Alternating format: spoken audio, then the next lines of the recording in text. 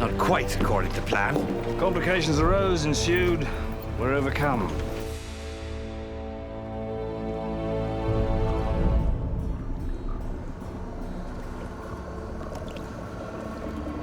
I think anytime you come into a movie that you feel has the ability to extend its life, that the characters are so interesting that you could create more stories about them and embellish their characters, you want to make more. The audience thinks the compass is broken.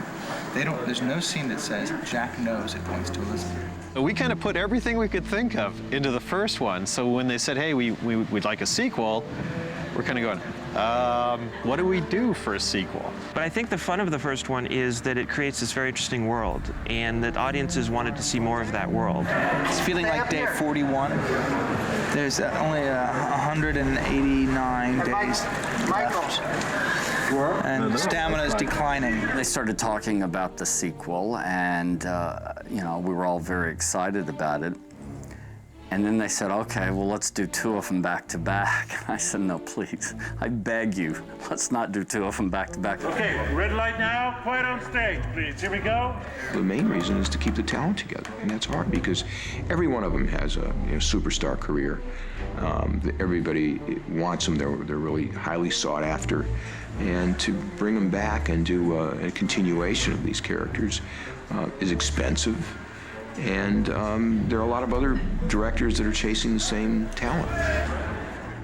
Everything's going exactly according to plan. Fantastic, just as planned. Everything's moving according to plan. It's fantastic. We have a little bit of a hiccup, but you know, basically we're on track and everything's going pretty much according to plan.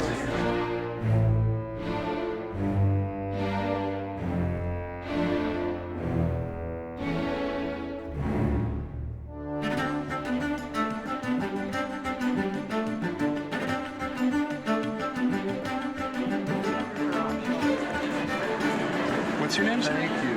Garofalo. And what all are you getting today? I want this one. And typhoid, I believe. I'm getting shots. Boo hiss. I hate shots. I really do. I don't like needles. We're getting the shots because we're going to St. Vincent, Dominica, Zumas, the Grand Bahamas, and we gotta be ready. This time around, it's a road movie. Unlike the first movie that shot mostly in Los Angeles. And being a road movie, now we have settled on not only St. Vincent, but Dominica, which is a few islands north of St. Vincent in the chain, in the Lesser Antilles. It's a great island, very lush, very remote. And it'll be interesting to see when we show up with 400 of our closest friends on the logistics on that island. Pirates of the Caribbean. And in the process of the tank aspect of the picture, it turns out there was a production entity starting to build a facility in the Bahamas for a studio. Nobody's going to come necessarily to the Bahamas for stages, but they would come for a tank. Okay, Buck, so what day of principal photography is it? Well, this is the greatest day of our lives this year. Today is day 1 of 200 days of Pirates of the Caribbean. 1 of 200 or plus. Well, today, believe it or not, is the first day of production. Hallelujah, we've made it. We could have prepped for another year and still wouldn't have been any more ready or better prepared than we are. And I think most production departments would like more prep time because, you know, you only get one chance at prep. But in our case, we needed to go. Kevin, a little bit to your right.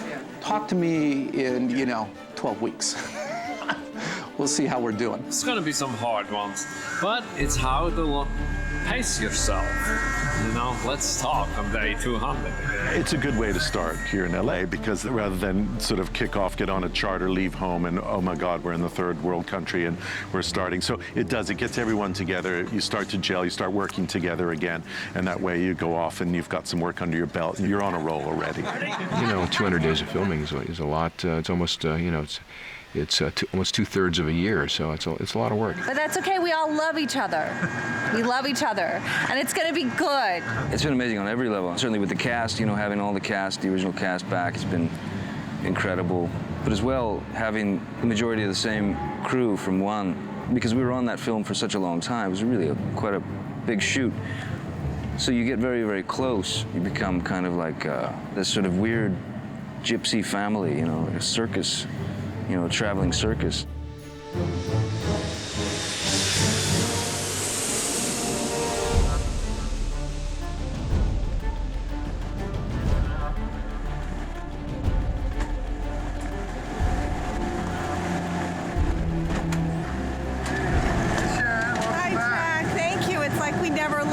In St. Vincent, it was exactly the same as last time, which was very confusing when we all got back there and thought we really haven't left. We really have been doing this for the last 2 years and never stopped. Roll sound.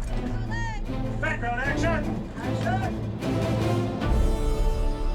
There was a feeling like, did I just finish the last movie last night and I've just been to sleep and I'm coming back in? It was exactly the same. The set that we'd left extraordinarily survived 3 hurricanes. Goes to say a lot for Hollywood set builders. The Art Department Construction for Pirates 1 did an enormous amount of construction here. One of the reasons we're here is that we have so much infrastructure here to begin with. And it is the perfect place to shoot Port Royal. Over the course of time, the weather has had its toll on a lot of elements. Our dock over there collapsed in a giant swell right before the director's scout in December.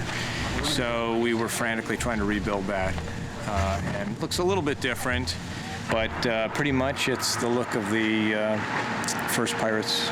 I think about to here. The other ship. Okay. Like that. We felt it important that we start our P2 there. It was the place where the first film took place, Port Royal, and so that really gives us a sense of where we are in Pirates of the Caribbean.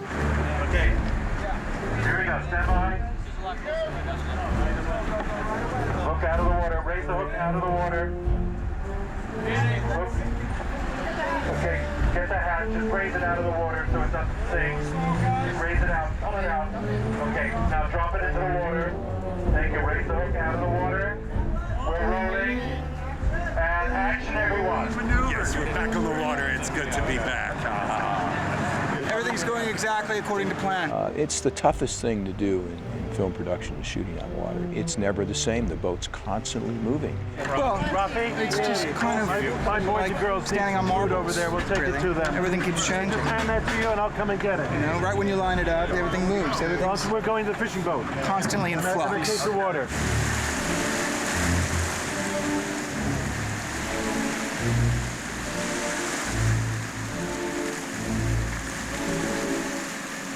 Hey, Will, you're going to be losing that bow line pretty soon, right? Yeah, pretty soon. I almost want to just give it to Providence, right? Big challenges in St. Vincent. We only had 4 background tall ships. And we had this Beckett's office set, and looking out the window, well, Gore would say, well, I want background here or here. So we were constantly having to move the boats around, having to shut them down, having to start them up. You guys have to wait. You have to go here. You have to go there. I mean, we had boats that were painted different colors on different sides so we could turn them a different way and it would be a new ship doing something else. It's going okay. 2 boats that don't have motors, though, so it makes it a little more challenging as you're tugboating everything around. And then we have a lighting barge as well to get that locked off in the perfect position.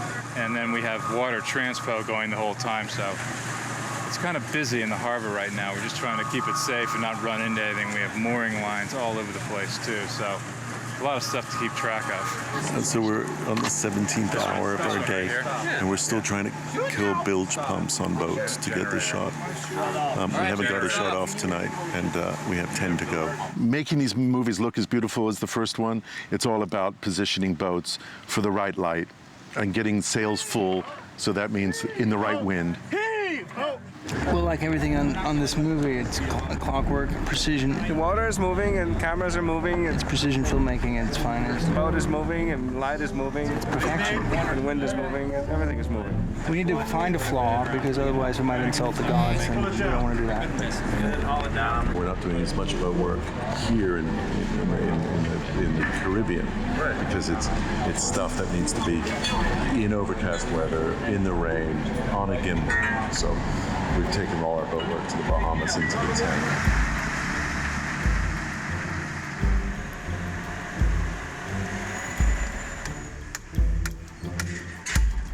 Just in the water, hold it up.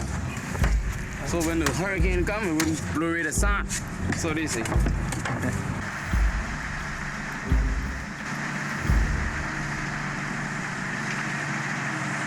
I think there's nothing stronger than the joke of their head being left behind. Like, the headless guy holding the chest maybe thinks he's holding the head. You know, it's like he doesn't know he's holding the thing. Plus, everybody else goes, you know, he runs away, they laugh and they all leave. And the headless guys.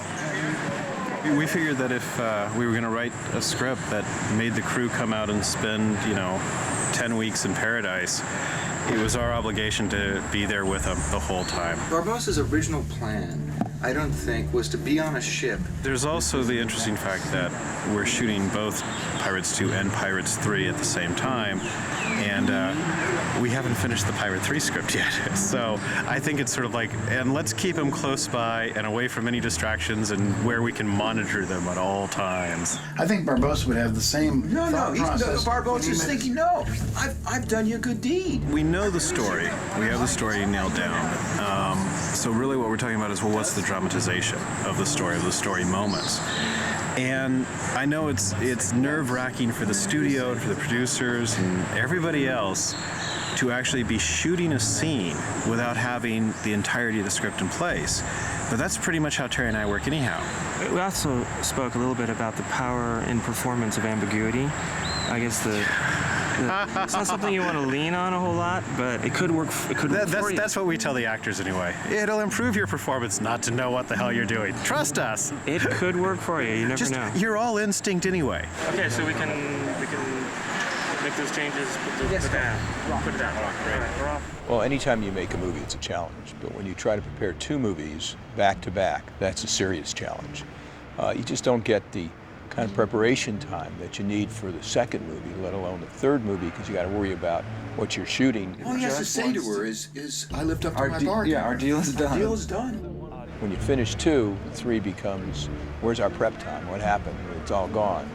And it causes, sometimes production delays, but hopefully that won't happen to us.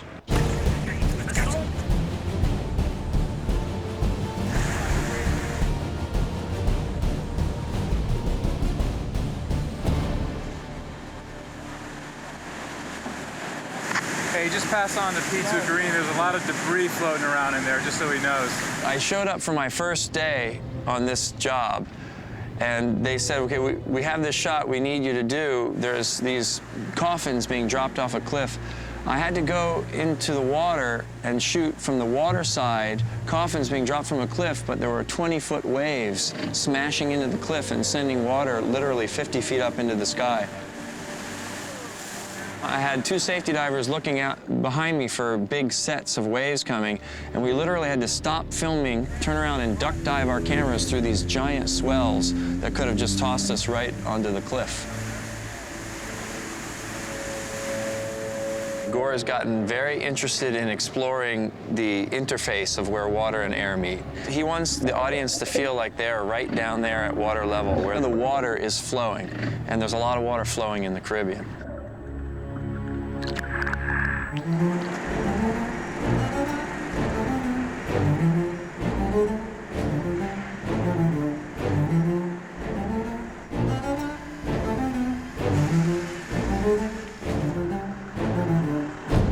Where are we? What were you doing since 3 a.m.? Well, since 3 a.m. I've been standing in the port, soaking wet in the rain, sweating like a pig, loading this boat. But we're about got it, and I'd say by 6:30 we'll be out of here.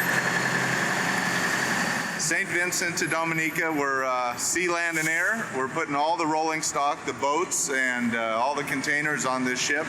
It's about a 10-hour boat cruise over there. I'm going to ride the boat over. The fellas will be there at, let's say, 3 a.m. to unload. I would say right here we have 225 pieces of equipment that, trucks, cars, things that roll around.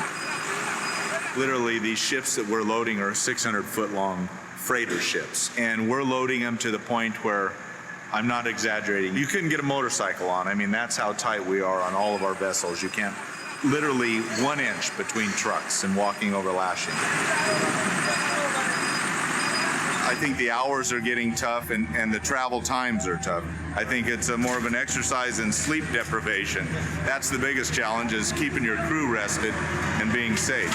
But you always feel good if you do the right things and you get through it, no one gets hurt, and you get there on time. And it's, like any job, if you do it well, you're satisfied.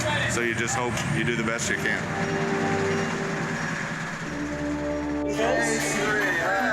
Goodbye, St. Vincent. Bye, St. Vincent. We are at the airport in St. Vincent, and we are moving the crew basically from St. Vincent to Dominica, so we can start shooting over there. Verbinski.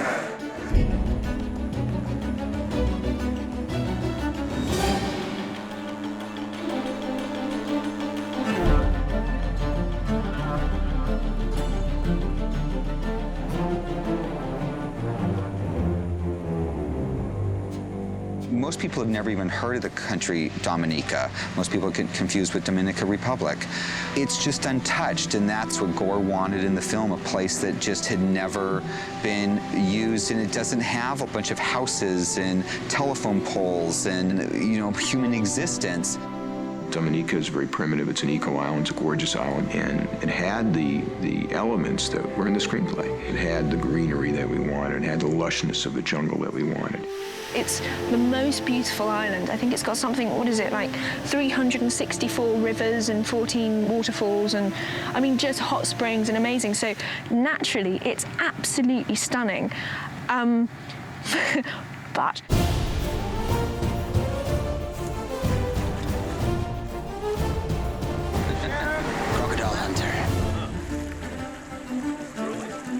Originally, when they brought up Dominica, everybody said the exact same thing. Number one, you're insane. Number two, how are you going to shoot this? And number three, you're insane. It doesn't have the infrastructure for us. It's so big, it's so spread out. No matter where we shoot, somebody will have to drive at least 2 hours each way to work every day. It's very exciting. All these new people. I think we've just doubled the population. We've had to build roads into places that, again, people have never shot. They're up mountainsides, down onto beaches. A rational person would not go there. And not only are you going there, but you're going to bring 500 of your closest friends and hundreds of tons of equipment.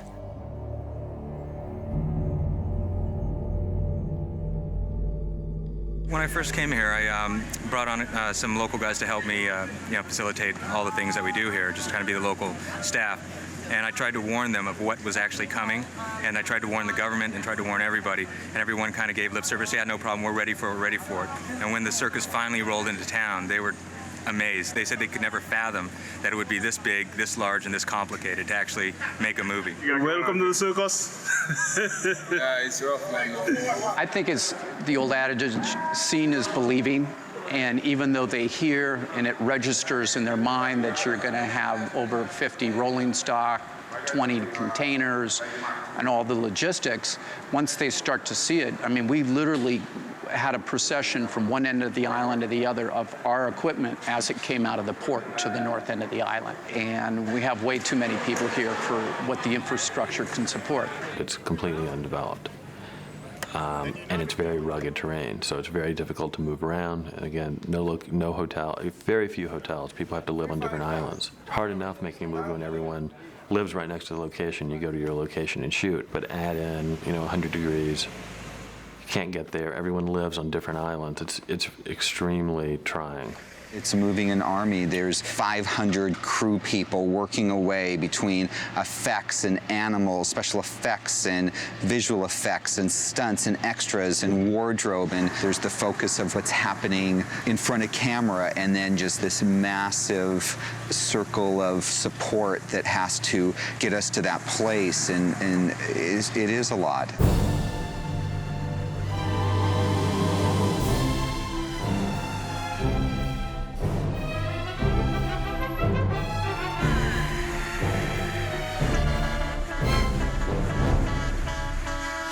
Truly, the Hollywood drivers, the good ones, are the best drivers around, because we go to places where trucks aren't supposed to go. We do it every day of our lives in LA. To us, if we have an inch on each side, we're good. An inch, we made it, right? Sometimes a quarter inch is good. We made it. Growing up was easy. Nothing to it. Wait till we have to go down. it takes a whole day to do it. And no matter what, it's a day to load and a half a day to unload. And you're lucky if no one gets killed and the back end of a truck doesn't get ripped off.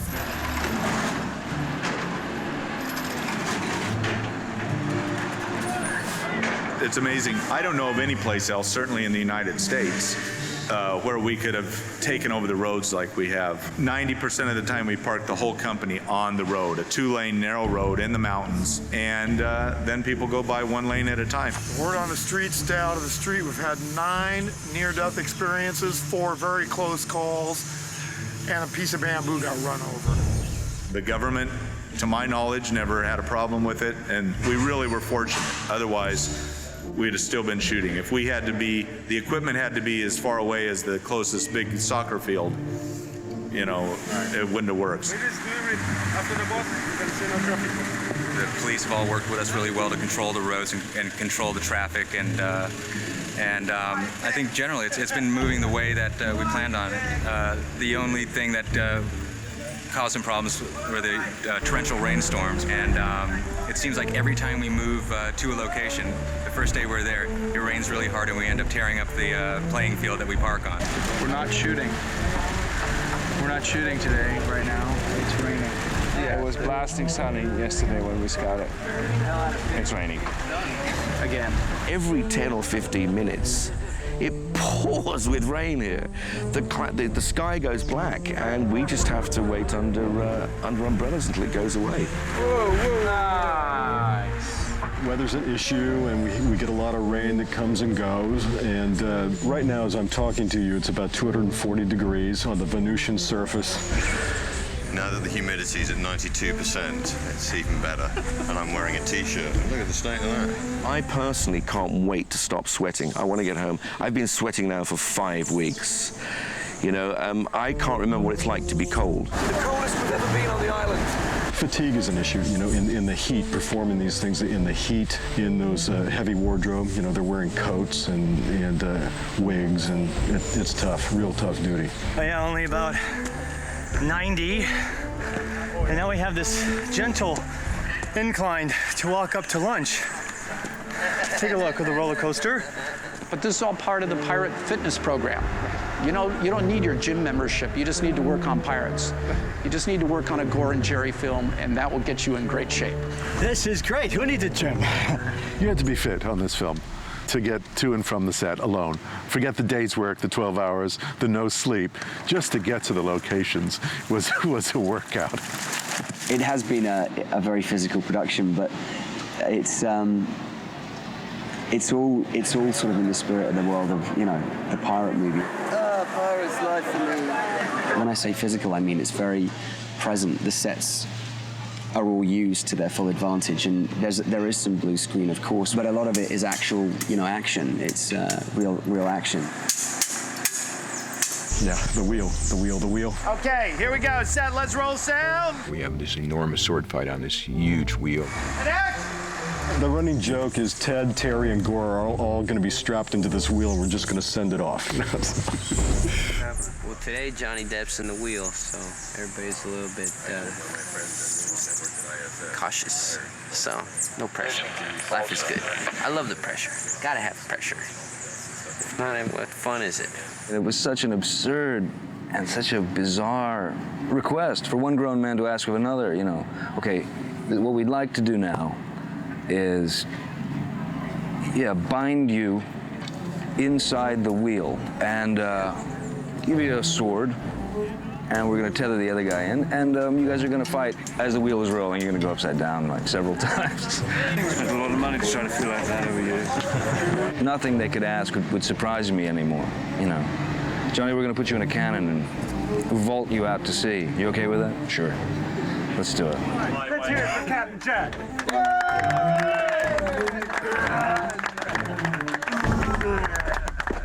We spent many days harnessed on the inside of a wheel, just like doing crazy fights, going up and down and round and round. I mean, it would make a really fun sort of ride in an amusement park if it weren't so uncomfortable. I wouldn't try that, huh? Let's roll camera, let's roll the wheel, and action! upside down right way up, upside down right way, which is always good after lunch, I found. And it's pretty demanding on a body that isn't designed to do that. But, you know, one of the brilliant things that Gore's trying to do and is getting is us like this, upside down with the veins on our forehead sticking out, going round and round and round, or running around on the top of the wheel or whatever it is. If you can get those pieces in, then obviously the audience's suspension of disbelief becomes much more extended because they stay in it rather than going, oh, look at that effect. Cut it! Cut! Check the gate. Cut! Nicely done. Nicely done. Gore has a saying, which is that CG is not a verb, because often people will say, don't worry about it, just CG it. And part of the implication of that is that you can't just do anything with CG. CG has to be used, you know, in the right way at the right time, intercut with and building on live action that basically sells to the audience's eye that you really are there. And we're delivering to the audience the real thing on the real locations where this stuff would have actually taken place. Having said I've forgotten what it's like to be cold, Pirates of the Caribbean always has a way of granting your every wish. So we had a scene where when the cage drops, we fall into this this lagoon. T2 Gore, see that opening right there? Yeah. That's where we're going. Gore and I fell in love with this place when we saw it. We actually saw it driving on Scout on one of those like folders, you know, like one of those Welcome to Dominica tourist folders. You know, you go to see all these girls and they're, oh, what is that?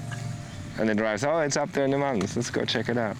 It was in the rainforest, and it actually is a gorge with a waterfall at the end of it. It was probably 100 feet long, and it kind of serpentine passage. You know, it was dark, and it had trees and the rainforest over. It was, you know, breathtaking location. You know, that's where the name Gorgeous is coming from, because it is really gorgeous. It was a very hot day. We all jumped in our bathing suits and found it very refreshing. Little did we think that we would be back and shooting in it for 2 full days and find it less than refreshing. It's strange to go to the Caribbean and freeze to death. That water had to be about 40 degrees. Not much over 32. It was close to being freezing. It warmed up through the day, but we don't really want to talk about why the water was getting warmer. Yeah, really cold. So there we were swimming, people pushing equipment on rubber rafts. Poor Marty, we would have to carry him or swim him in by rubber raft because, again, the water's deep and it's also rushing at you. So you're kind of going up current, trying to paddle your way to the spots that Gore's picked inside this cave. Funny way to get to the office, huh? Some of our cast members we had to put in it, don't forget, are not young people. The gentleman who plays Cotton is an old elderly man and so forth. You okay? I'm fine. Good. Immersed in water for 5 hours, 6 hours, non-stop, and I mean non-stop. I'm kicking my ankles on submerged rocks time after time. But guess who are the only people standing up at the end of the first day? Kevin McNally and David Bailey. I mean, you've got to know that I'm 67 years old, and Gore had nothing better to do than give us close-ups, because everyone else had got off the shot. How'd it go, sir? Exactly according to plan. Like it took 2 days, but we did it, and I'm not going back in. But the most fantastic place. And you know, one of the great things about filming this is you go to places that you would just never see. I mean, this is a gorge that's only 10 feet wide. It's a sheer rock face down into this beautiful clear water. So that's one of the upsides of shooting Pirates.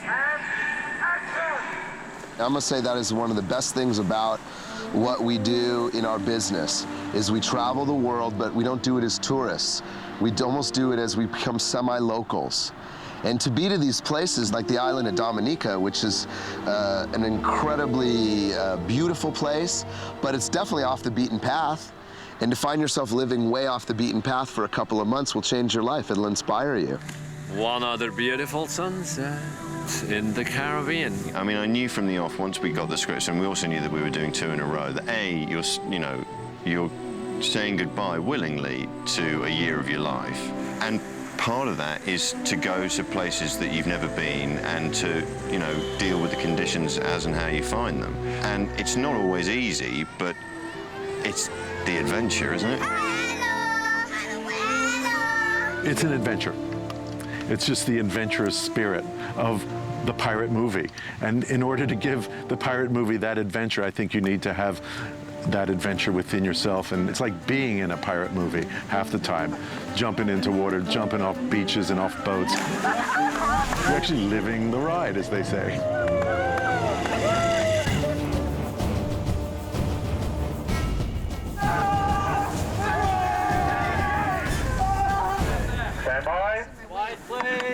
Yeah, the bone cage sequence was.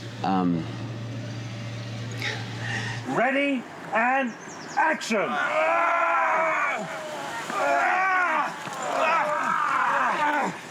The bone cages are very inventive. They're a lot of fun.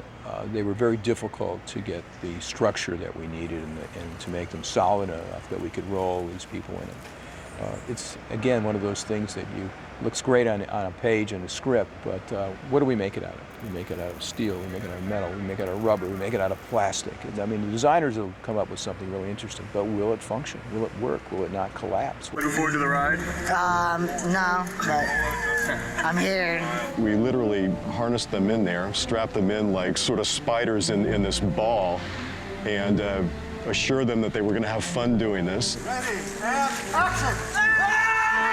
It's an ungainly thing. We're literally, again, trying to do this without CGI.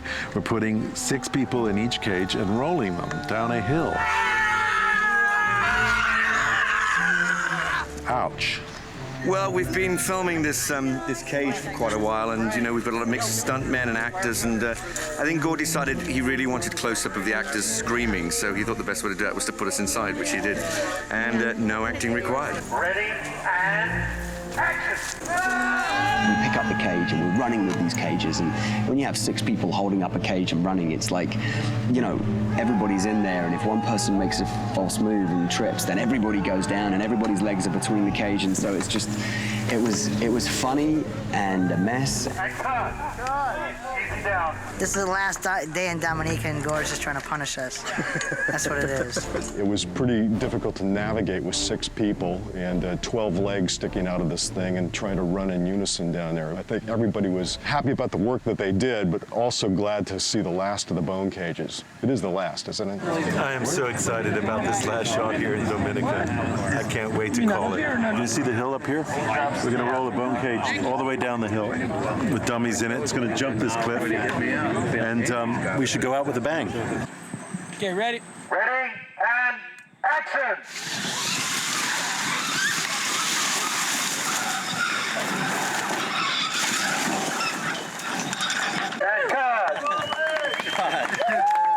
Fantastic. Keep going. I hope we kept going. Everybody's a little tense. Everybody wants off this rock. I'm ready to get off this island of Dominica. I feel tired and I want to get off this island, somewhere flat, where there's no more hills to climb. Goodbye, Dominica. Isn't that beautiful? Yeah, see ya. Bye, Dominica. This weekend, we are moving to the Exumas, which is the southern end of the Bahamas. And there we're doing part of the start and the finish of our 3-way sword fight. Basically out on this little island called White's Key that spends half the day underwater due to the tides. We will shuttle by boat every day to 2 large landing craft. From the landing craft, then we will restage to the location. So that'll be an interesting challenge there because everything has to come and go back by water. Dominica, thank you. You look like a roadie. I feel like a roadie. I am a roadie. And then we're on to Freeport, to the next location in the Bahamas, which is our tank location. We don't know what this tank's going to look like. It definitely isn't going to look like what we planned to, because there was a lot of problems. So it's not going to look like what we were expecting, like we thought it's going to look like, what, a year and a half ago, when we were planning this. But still, we're just hoping for a decent shelter that we can just anchor our boats and have access with all the equipment. The original goal of the tank is to have control.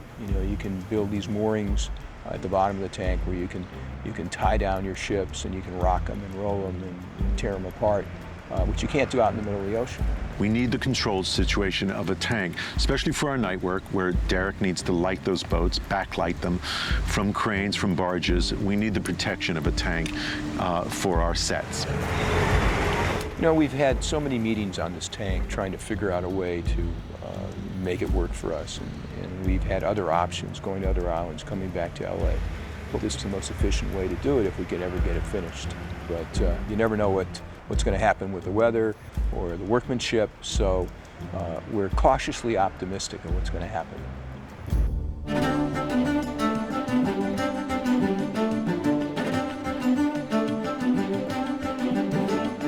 One of the things that I think, you know, you missed in the first movie for a Caribbean movie was that turquoise water, you know, that really bright fluorescent blue turquoise of the ocean that you get only in the Caribbean. And that is something that has been very well covered on this movie. Look at this, it's beautiful.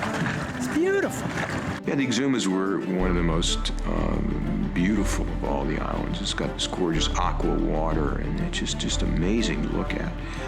And we use that to our advantage. When you see it on the screen, you won't believe it's real. Exumas had some of the most beautiful white sand beaches you would ever see. And we've done something that I'm sure no other movie has ever done. We've picked a location to film at that during part of the day is completely underwater. By that time, nothing would faze me. Okay, so the location's underwater. The tide actually completely buries the island, or the spit, or the sandbar, or whatever we're calling this at this point. Who picked this spot anyway? That would be Gore. So the idea was to find a spectacular piece of sand that from an aerial shot would have this great image of three guys sword fighting across it. So Gore and the art director and myself and the DP all went for helicopter rides through the Bahamas looking for this perfect island. We got in a helicopter and we came in, we landed, and said, this is it. And then by the time we got home, we realized that half of it, when tide comes in, disappears.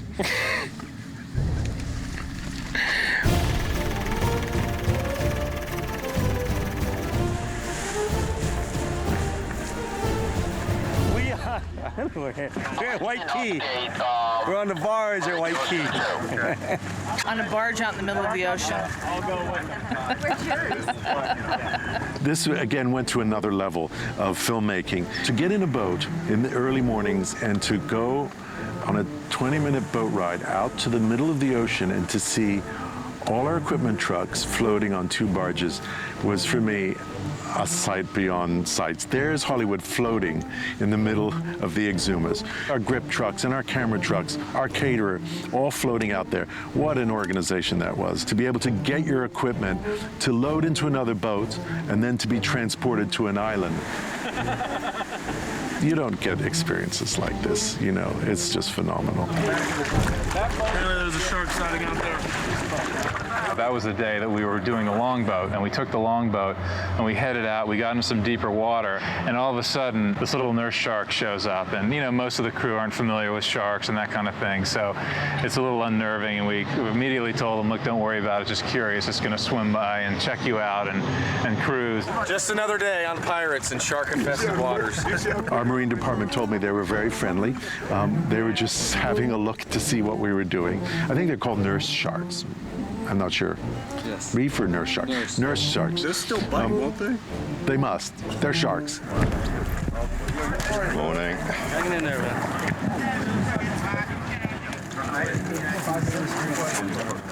Evening. Hello. Hello, everybody. Day 2 here on the island. Day 2 of 7, sir.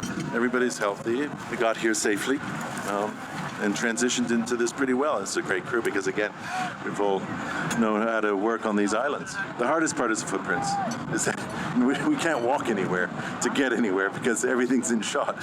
So every day people have to walk ankle deep in this sort of soft mud, sand, to get to the locations carrying equipment. So you'll see us all trudging along the water's edge to get to each place, which makes it harder for the crew. Thanks, Mom. I love camp. One of the major problems we had, it's a weird sand. I understand it's actually digested coral from fish, and when you stand on it, you sink past your ankles. I know, you're sinking. if the water line hits the ledge, you know you're in big trouble. All the fights, all the choreography on this open space was on this sand and moving, running. So people had to perform on this and wade through it basically. And half of these battles take place through water that's either ankle or mid-calf deep. So that was difficult. It's hard to walk in the sand, let alone run in it. Ready, and action! You're in full regalia, running through the water. It was just exhausting, man. It was days and days and days of that.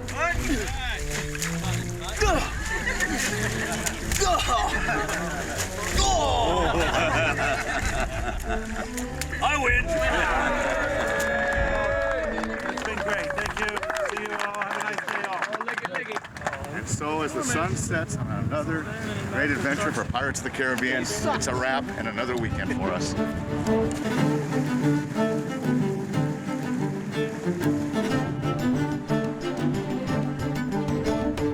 We've been to the Exumas, we've been to Dominica, we've been to St. Vincent, and now we're in the Grand Bahamas in Freeport, where we have this enormous tank we built to house our ships.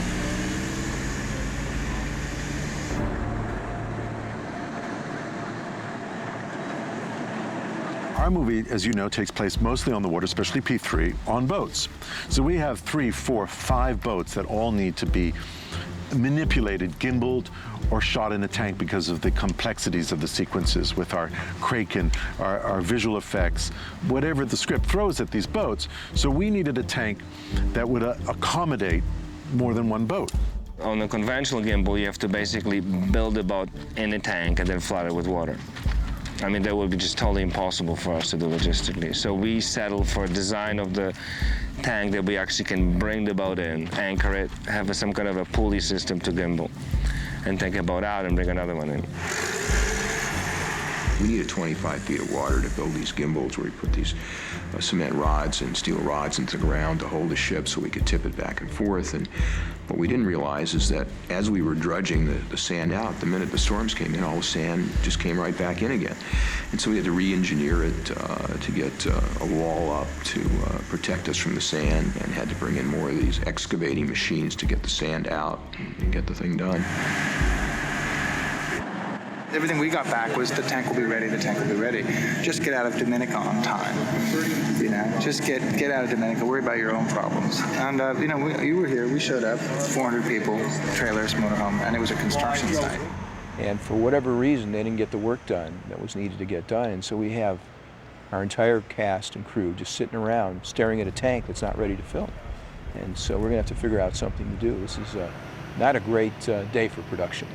I mean, see what's happening here, these tests, preliminary tests with the buoyancy pin barges there? That was supposed to be April, right? And we were supposed to be shooting, I can't remember, it's like 4 months ago we were supposed to be shooting on a tank. This is the first gimbal test.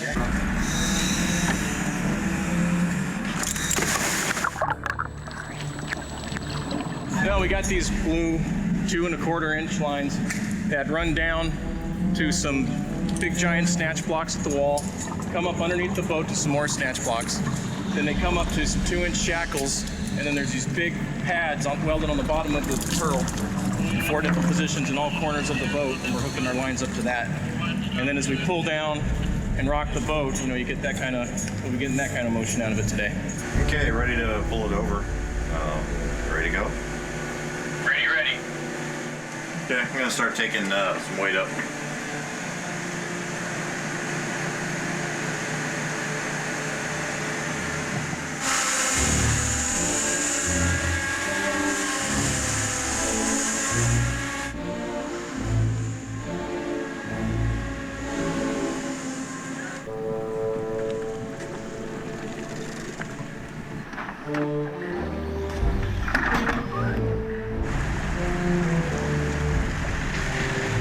It's very fulfilling to see it finally work. You know, it is compromised, but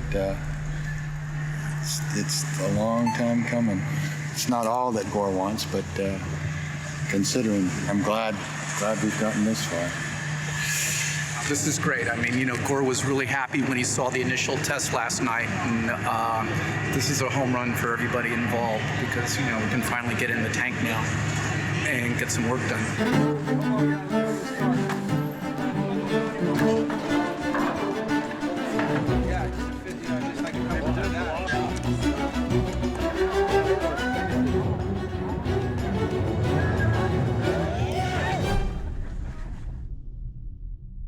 You see his underwater point of view is the Kraken sucking the whole ship down, right? When he breaks the surface, it's just finishing, some mass crunching. When we're down there and on the Dutchman, let's discuss our options for tomorrow.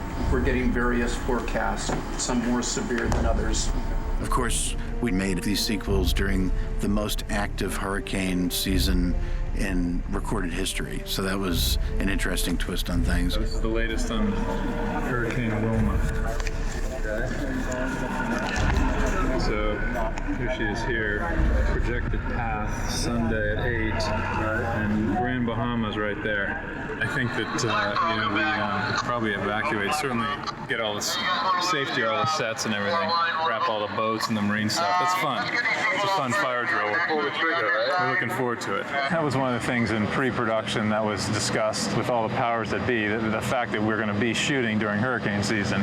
And as they say, the storms happen so frequently, they have a season for it. And we're still in it, and we've been affected by it quite a bit. And this has been one of the biggest hurricane seasons on record.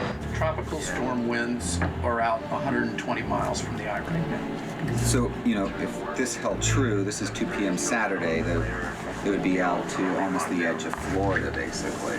So we then need to circulate to the crew tomorrow that the potential is we could evacuate as early as Friday, we should say Friday afternoon. Right. And here's what the procedure is. The informal poll from the crew, they'd rather go to Vegas instead of back home. That's great. Well, basically what happened was Wilma went quickly from a tropical depression to storm to hurricane to a Category 5 in a period of less than 24 hours. So based on that and based on the information we got from our meteorologist, we decided to evacuate the crew and to then simultaneously strike the base camp and move everything away from the tank back over to the missile base, just in preparation of the oncoming weather. Storm, she's a brewing! We made the decision to pull everybody out just in case it hit this island and lock down our ships in the harbor. We're gonna spend the day packing up everything, and securing the ships is obviously very important because they're one of a kind. Trailers can be replaced, the ships cannot. So it's people, ships, and equipment kind of in that order, and the ships are going to safe harbor, but they do have to ride it out. They're not in a position to run to the Turks or Caicos or go south of here. And all the equipment will be put across the street where it's less likely to get water from the surge. Well, it ain't going to higher ground. It's just going to safer ground. It seems like we could have waited a day or so, but this way at least we'll be prudent, people will be out, it'll be safe. It's a great day. We'd love to be shooting today. That's the toughest thing, I think, is knowing that we could have probably eked out another day of filming before we would have had to pack up and go. I'm bringing no fruits but my wife. Hey. We're all disappointed because when we get to shoot, we're getting great stuff. And we were catching a really good rhythm here. I think everybody was having a good time. The actors were really into their characters. I mean, I think we were getting great material. So it's disappointing that on a movie when momentum is really important to a director. I think he's disappointed that it breaks the momentum. It's hard to remain upbeat, on days like today.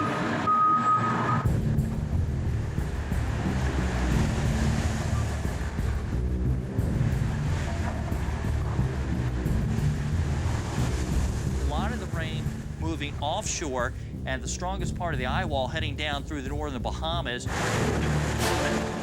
So these stronger winds of this eye wall should be arriving over toward the Abacos now, and over the next several hours. Again, this is a very quick moving system.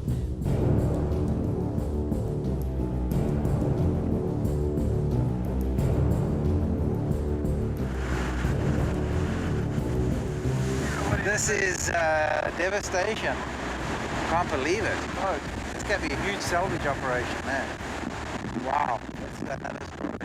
The after hurricane summary is that we got hit pretty hard. Destroyed a lot of the infrastructure, flipped over a couple trailers,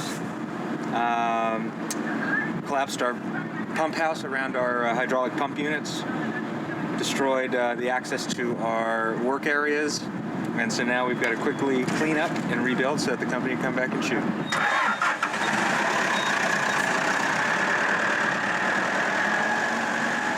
Our two main picture boats, the Black Pearl and the Flying Dutchman, are okay. And all of our support boats seem to have made it through pretty well. The major thing here is the erosion. I mean, the water just came in and eroded all the rock and everything away from the sheet pile. And in doing that, it collapsed most of the access ways that we were using for the whole company out to the pump house for the gimbal, and then just all along out front here. It's just, it's all collapsed. So I think it's a major road work that's going to have to come in and fill it in again. The hurricane hit here, they had, I guess, over 120 mile-an-hour winds, and that damaged quite a bit of the island. But fortunately for us, we only had minor damage considering what could have happened. There are a number of weather problems that weren't just about hurricanes, but also just about high seas and things like that.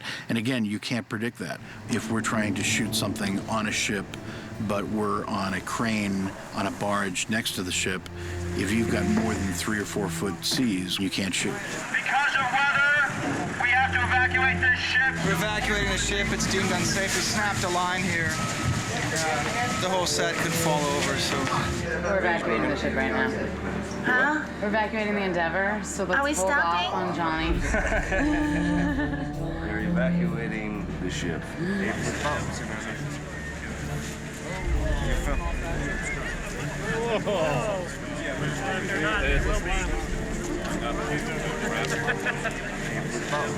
That's not good. Well, you know, you're working on the water, which is unpredictable. The weather changes constantly. The wind shifts. The waves go in different directions. It gets too choppy. You can't go out and work. And it's very difficult to have all these things that could go against you.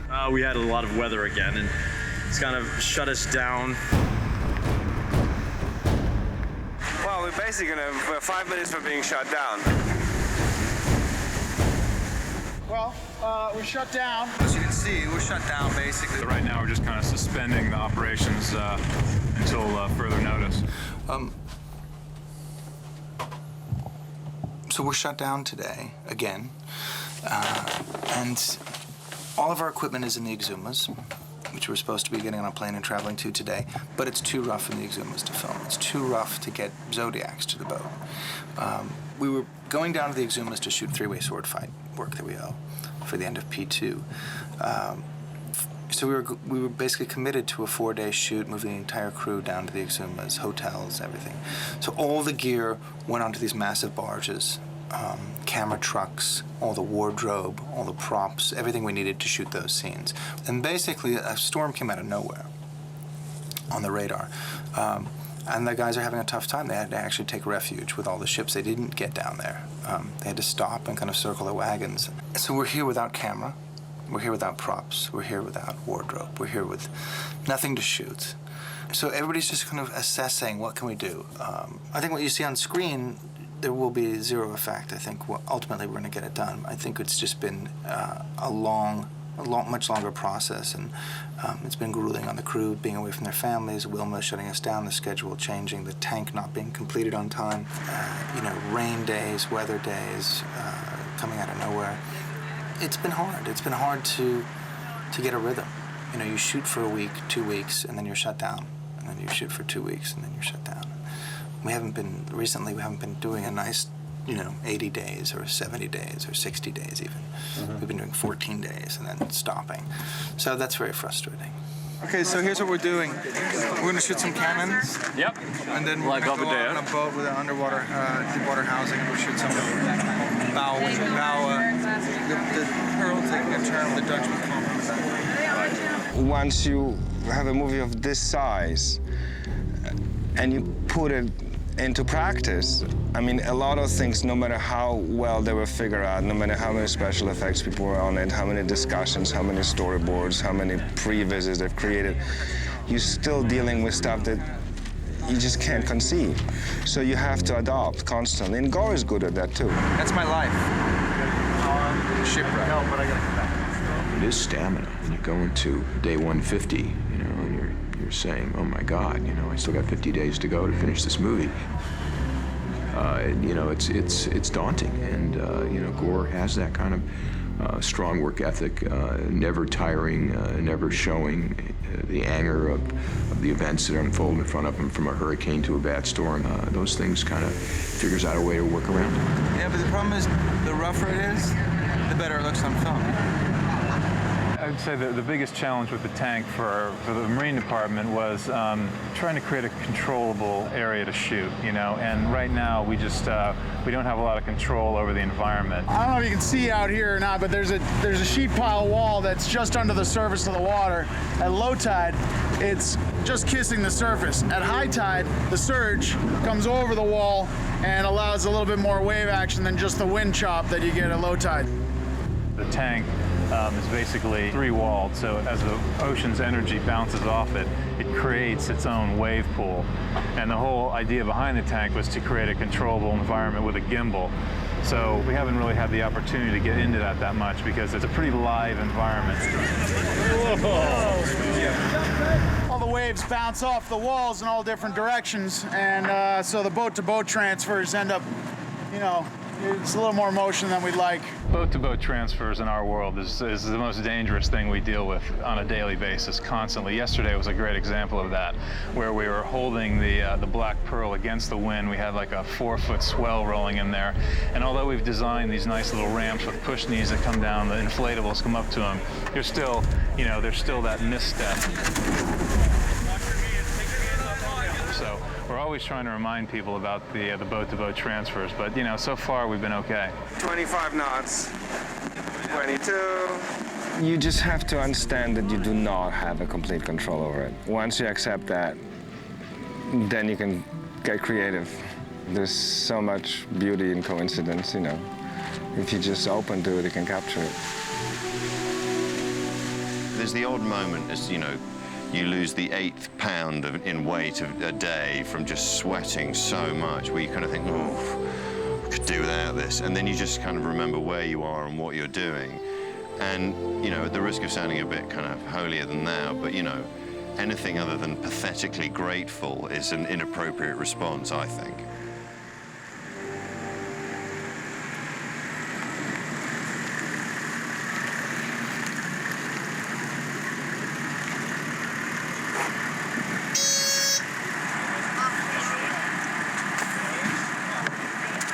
It's the last day, and it's a beautiful day. Look, have some of that sunrise behind me. It's the last day, it's warm, it's fine, and everyone's in a good mood. I'm gonna go for a big fat cheeseburger, baby. Gore's even taking photographs on the bus, he's never done that. It's nice, look, there he is now, he's taking a picture. I'm gonna miss the weather, I'm gonna miss the sunrise and the sunset. I'm not gonna miss... I'm going to miss the weather. I live in London. And I'll miss the pace. I quite like the pace of the islands. It suits me. Yeah, I got it.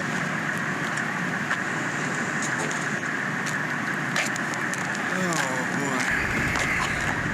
boy. First of all, I want to personally thank everybody and let them know they're working on something that's really extraordinary. So know that you're all working on something really special.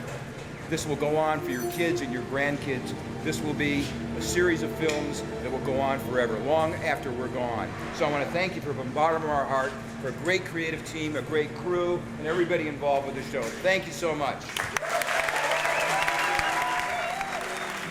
When this is done, I'll have been on this over 2 years. So I wouldn't take a project of that length unless I knew we were doing something special, and I believe in that, and I believe everybody that's working on this, probably to a man and a woman, believes that too. And you know, it's been a hard project, but that's what gives us the ability to drive on and see this out to the end. Thank you so much. Bohemian Rhapsody.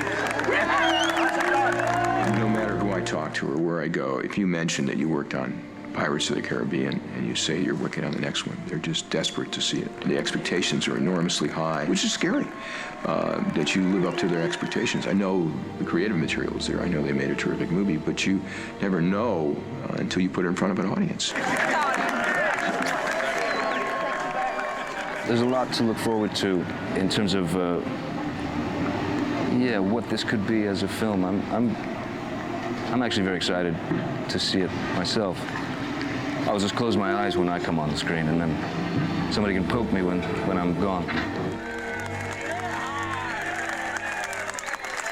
To be honest, the actual work that goes into it is really difficult, but it is so much fun doing it. I can't imagine it'll ever be done again like this.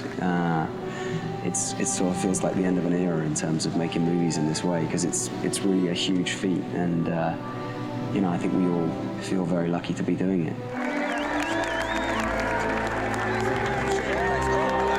These movies logistically are becoming so large and so expensive that to actually go out and build 4 or 5 ships and putting the marine units behind them and going to all these remote locations so that everything that's on film, you were really there. The long-term ability for Hollywood to afford to do that may be kind of waning at this point, but if so, then we're going out with a bang. So.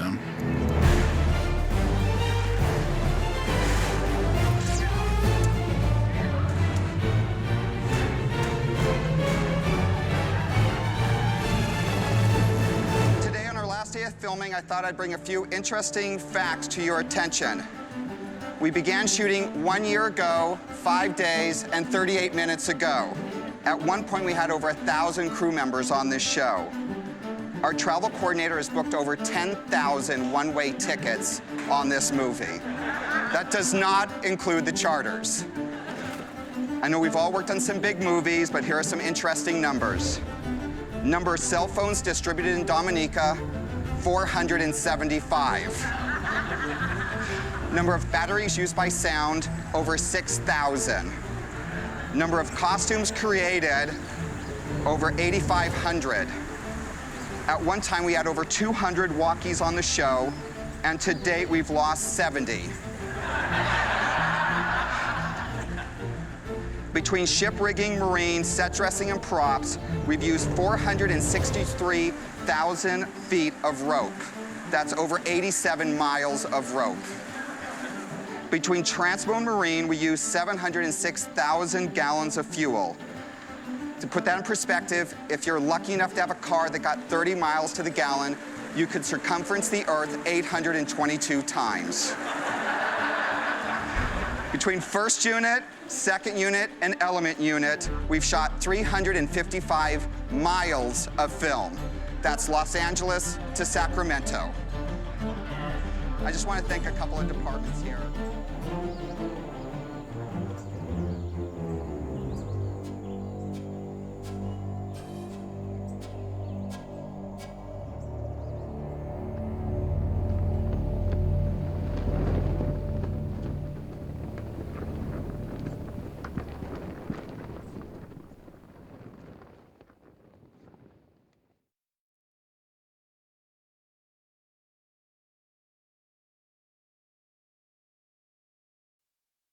Didn't say port. I said land. Any land. Ah! Jack's hat! Bring her about! No, leave it! There were no hats left, but we went straight back to the original milliner in Rome, Peroni. They had the pattern, they made some more, and in film 2, the hat has to end up in the water. So we moulded the hats, sculpted them, moulded them, and made them in rubber. So the props department have a whole set of these hats in rubber that float. Mine are leather. And it's supposed to float in the movie, and Penny gave me this hat and said, hey, here's the hat. Good luck, you know, it should float. And I put it in my bathtub, and I left for 5 days. Actually, I left for 10 days. I went on the Scout down to the Caribbean, and I came back, and there it was in my bathtub, still floating. The leather is treated. It's rubberized leather, I think is what Penny called it. I had 6 hats made for him when I very first met him. I laid them out on the floor, and I waited until we'd, gone some way with the rest of it. And then I said, I put some hats together, what do you think? And he just went straight for this leather hat, and he put it on his head, and he said, this is my hat. And I said, well, you know, you should try some of the others on. He said, nope, this is my hat. And the only complication, really, is that with 7,000 costumes on this show, I don't know anybody else have a leather hat. And it's, you know, it's a material that I would have used a lot, but Johnny got it first, so it's Johnny's.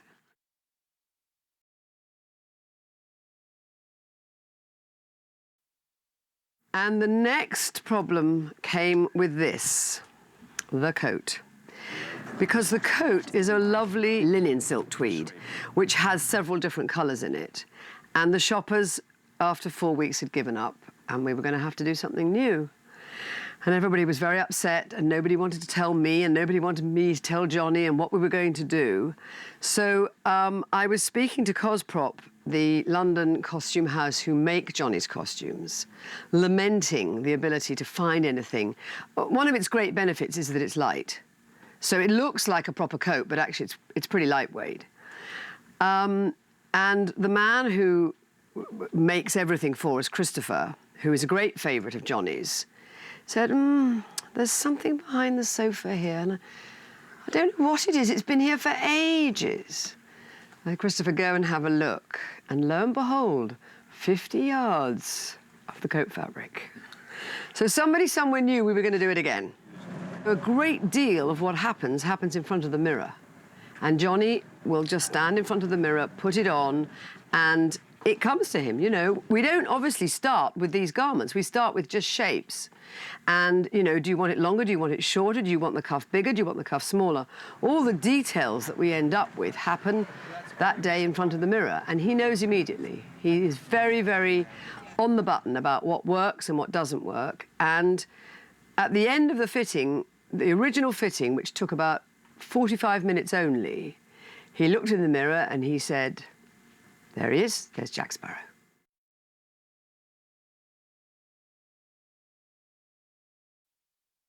The only thing I changed was the shirt, because the original shirt fabric was very, very flimsy and didn't stand up to all the stump work.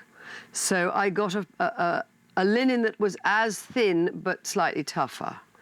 And I think it might be a slightly different colour, very, very slight. But you see, everything's got to match. Where the fabric looks as if it's rotted, you know, making these tassels is a work of art. I know it sounds daft, but it's quite complicated. Every single thing is hand-stitched. So we just kick off immediately and make 12 of everything and be done with it. And that accommodates Johnny, the stunt men, the photo doubles, anything else that comes across. Johnny's quite difficult because he likes to wear just the one outfit. It's the first, number one, and if he's going to get wet and you try to put him in number twos, no, he wants to wear number ones. No, Johnny, you please wear number twos.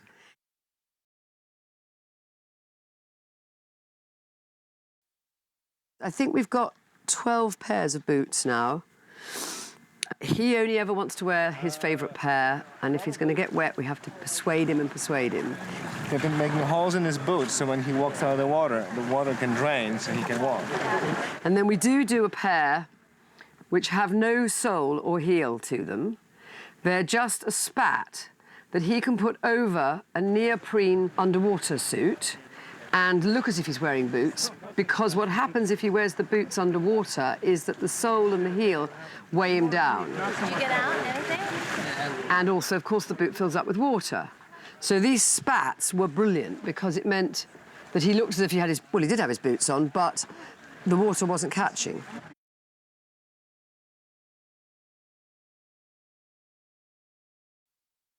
Here's his sword. And the interesting thing about Johnny's, and he's very particular about this, he likes it. You see the little crook at the end of it. So I'm always trying to straighten it out, and he's like, no, I like that. So that's how you know it's Johnny's scabbard for his sword. This sword was bought, again, on P1. Chuck Stewart and Peter Cohen, the first AD, were on a trip to London, and I believe it was a store called Blunderbuss Antiques. They picked this sword up, and this is from 1740s. It's beautiful. We've built hundreds of swords for this movie for a very talented sword maker in Los Angeles. And of all the swords we have, this one is actually the balance when it's in your hand feels the best. And I didn't even pick up on this until a few weeks ago when I was showing somebody the swords, and I have Johnny's compared to all the others.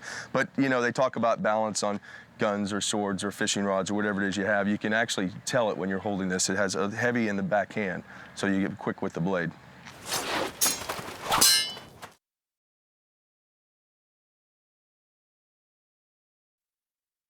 You know what's interesting? It actually even happened to me before I got to know you a little better. Is that I knew you better as as Jack. That must happen all the time.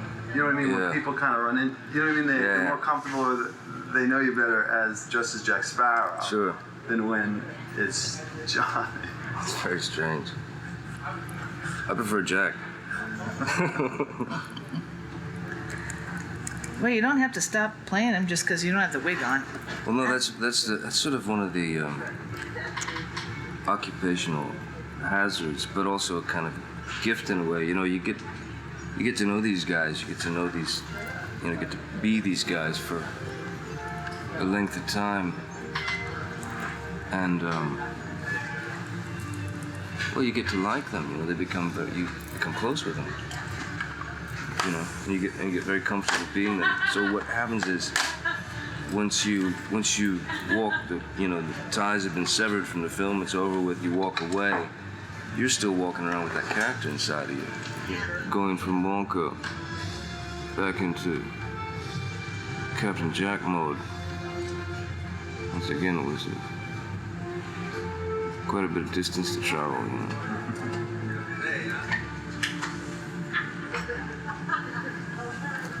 But you do, for that period of time, I'll let go for 1 second. you find yourself in life reacting as those characters. Subconsciously, it just sort of happens, Believe me. Yes, it is. Going to a restaurant and ordering food subconsciously, and this sort of Wonka kind of stuff is really disturbing. I think this will blow up my can. It always does. It's like shaving your head every day. You're wondering if it's going to grow back. Will I ever be me again?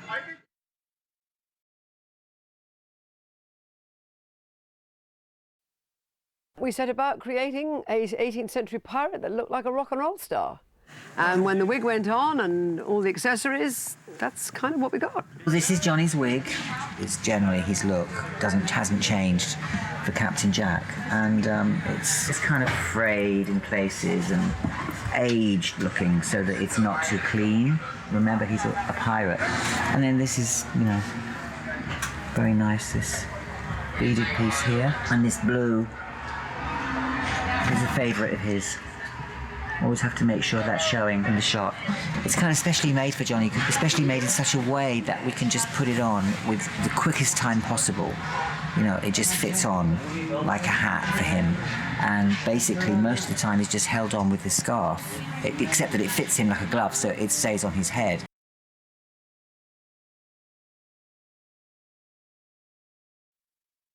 Oh, we gotta have black. We gotta have black. More black there, more black here.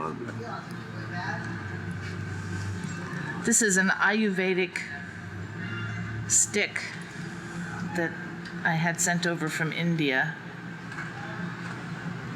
And it actually is supposed to help whiten the eyes while protecting them. Well, with any character, you gotta throw your own sort of ingredients, into the stew pot. Like the black idea came from the sort of nomads, and Keith was being a nomad as well. But the Berbers and stuff used to wear this stuff as protection in the desert. So I figured a guy being on the sea, it was almost like the football players of sort of modern day, wearing the black there as protection from sun reflection. The Berbers wear this stuff to, sort of protect their eyes. So I thought Jack would have all that actually.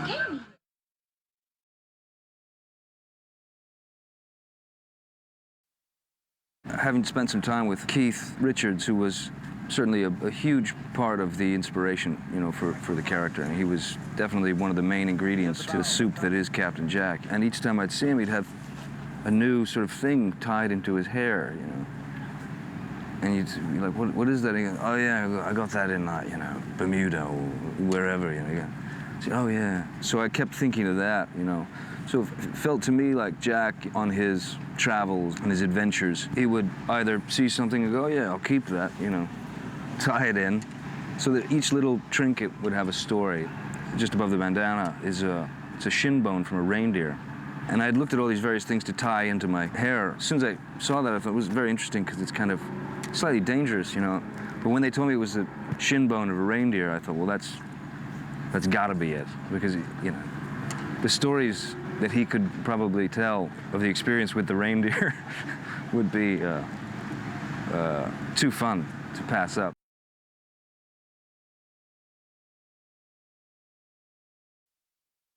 How did the gold teeth work? Yeah, I just sort of went to the dentist and he bonded them.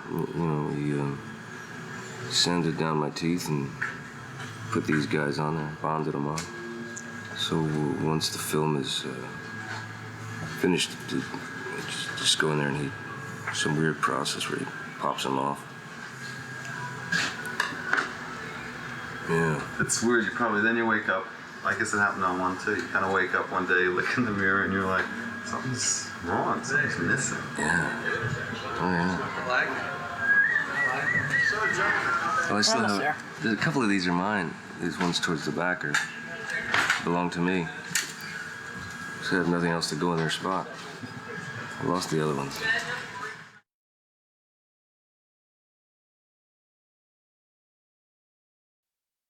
I'm just kind of tricking the eye here just so it appears that he has just a few more scragglers in here. So it makes it look just a little scruffier.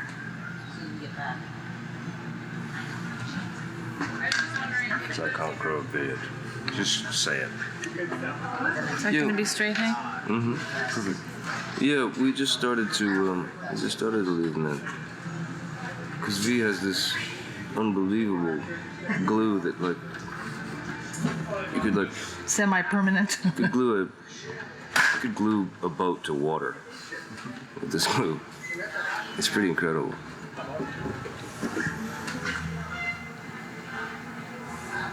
Did you find it? I put it in your thing.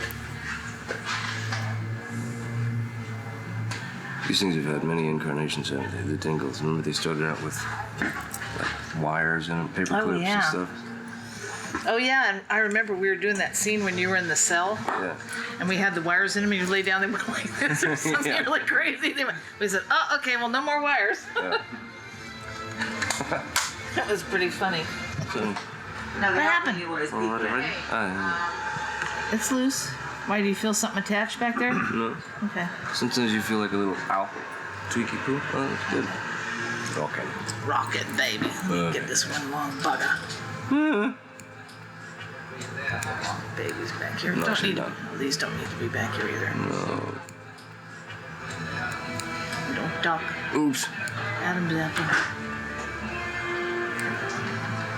That's how you can tell I'm a man, isn't it?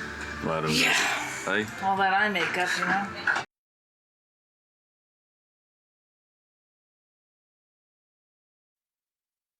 Let me see your hand.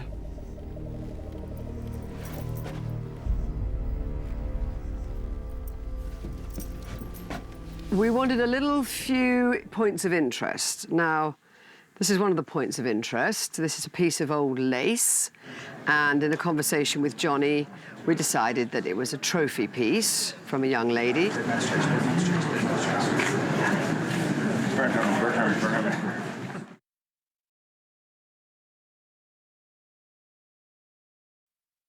This ring right here is a ring that Johnny bought in 1989. He was doing a photo cover shoot for Rolling Stone magazine, and so he saw this ring, bought it at a thrift store, and years later when they go to do Pirates 1, this is the ring that he wanted to use. So this was Jack's ring in Pirates 1, one of 4 that he wears right now. Johnny has very strong ideas. He has a lot of eclectic friends that he comes across. This ring right here, for instance, is a replica of a ring that a friend of Johnny's had. It was from Greco-Roman, the Hellenistic period. It's about 2,400 years old, the original one. Johnny gave us the original one to make the replicas from, and we got it back to him. Ironically enough, that ring has been lifted. It's missing now. So the only rings that are in existence are these right here. We have this one. I think we have a few others. But so this was an idea that Johnny had early on. Another one was this ring right here, which is getting pretty beat up. But he had this idea that he wanted to have a ring. He shagged a Spanish widow and stole her ring on the way out the door. So that was the premise behind this ring right here. This is the dragon ring. I don't know exactly where this ring came from, probably on some of his ventures to the Far East. But the interesting thing is when if you see him at Tia Dalma's shack, he's wearing this ring on his wedding finger, and he sees a bunch of jewelry laying out on the table, and he takes this off and he steals this ring. He does a little trading, and right at the last minute he goes and says, I can't lose this one too. So he keeps all the rings. So he carries 4 rings, most of P2 and all of P3.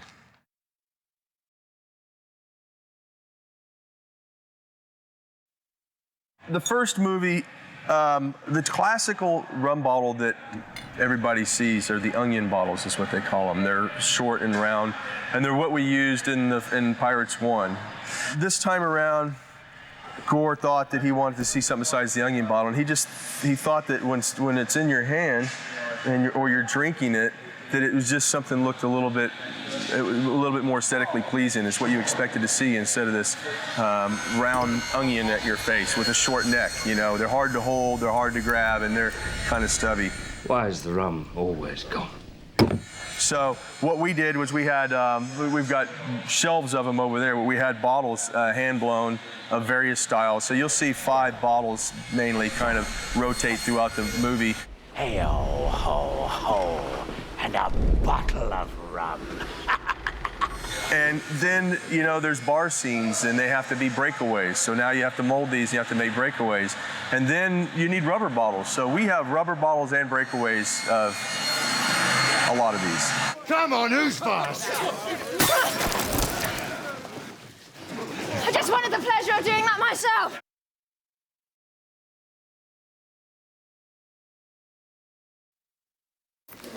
Look. An undead monkey. Top that. This is the Jack Sparrow pistol. This is made by a gun maker out of London. His name is Perry. You can see it says it right here on the gun. This is another piece that was purchased from Chuck Stewart. He bought a pair of them from Connecticut antique dealer. This is around 1760s. I think that this is a beautiful piece. When you're shopping for antiques like this, the hard thing is trying to find a double match to it. And so when you go to purchase these and you can actually find a pair, that's a really big deal. And a lot of the stuff from Pirates 1 doesn't even exist anymore, so we're really lucky that the original gun and the original sword, both guns actually, are still in existence. We have to have various versions. This is the rubber version. This is a little bit of the paint's worn off, so it's not as close as we'd like it usually. But this is something if Johnny's fighting and he's on top of a wheel and we don't want him falling or hurting himself or something's uncomfortable. And again, most cases he prefers to use this one, but on the stunt guys, we would, you know, put this on most of the time. It's really cold. It's a great gun, and again, when you hold this in your hand, you can feel the balance of it. There's a nice, small grip in the back, feels good to the hand. Something interesting about all these is, you know, you look at a lot of these movies period movies that have guns and swords, and they're really fancy. They have a lot of fancy stuff and a lot of shiny chrome. And the thing that Gore has, you know, his track record is he likes simplicity. He doesn't like things that are going to be big and gaudy and a lot of bling on them, unless it calls for that. But in my experience, 9 times out of 10, when Gore's picking a prop, he's going to go for the beauty and the simplicity of it.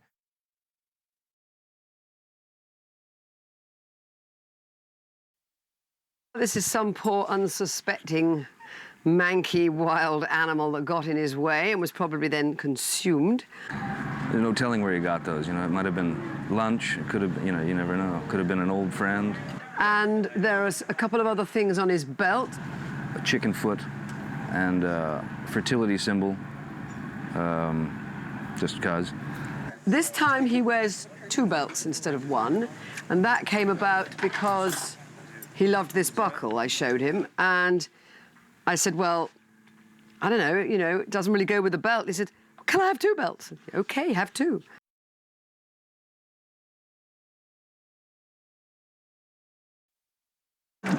This compass does not point north. Where does it point? It points to the thing you want most in this world. This is the compass of Jack Sparrow, and when you were asking earlier about the greatest prop that he possesses, this is probably it. It's been a motivation of the movies, I think, you know, whatever your heart desires. This is the same compass from Pirates 1. The only, for the French critics and the connoisseurs of Pirates 1, the difference of this one and the one in P1 is the dial has been changed. The one in Pirates 1 did not have the red here. And Gore's idea was that we needed something, because it was such a prominent prop in this movie, had to be a quick read and something that was really punchy. So this has been added, and the compass rose has been changed slightly. There's a couple different versions. We've tried putting magnets on the finger, and you can take your finger and you can move it around on the bottom, and it gets the compass rose to point in certain directions. So you don't see that on the off-camera side. We have some that have holes drilled in the side and they have mono coming out, and we have a wheel that's mimicked on the side. And so whatever the off-camera person does over here, the monofilament comes to the side and it can turn these any direction you want it to. And then there's sometimes where it's just supposed to be spinning crazy, like down in the Exumas when we shot Kira and Johnny down there. We needed it to spin around, so we have another one that has a rod that comes out the bottom, and you can literally do it like this, and the CGI boys will paint it out. I know what I want.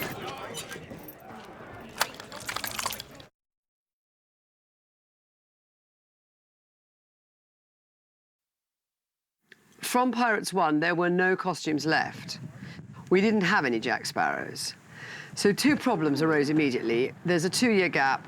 How do you re-find everything identical? The first thing was going to be the sash. That was going to be the biggest, most complicated problem. This sash material, believe it or not, and this is nothing how it looks originally, is woven by some peasants in a village in the mountains in Turkey. And they'd woven me 50 yards in the first place, and then another 50 yards 4 years ago, but I didn't know where they were or who they were, and I couldn't find the agent. Eventually, somebody was sent to Turkey, and somebody was tracked down, and we found it. So another 100 yards were specially woven, and you would say to yourself, well, why don't you silkscreen it? You know, this is ridiculous, what a load of effort. But we do buy a lot of textiles in Turkey anyway, and there's something about the way this hangs and the way it beats up. I mean, when it's brand new, it's very red and very white, and it shreds and ages so beautifully, and we just thought, kind of, to keep the spirit of Jack Sparrow going, we better get the very same thing.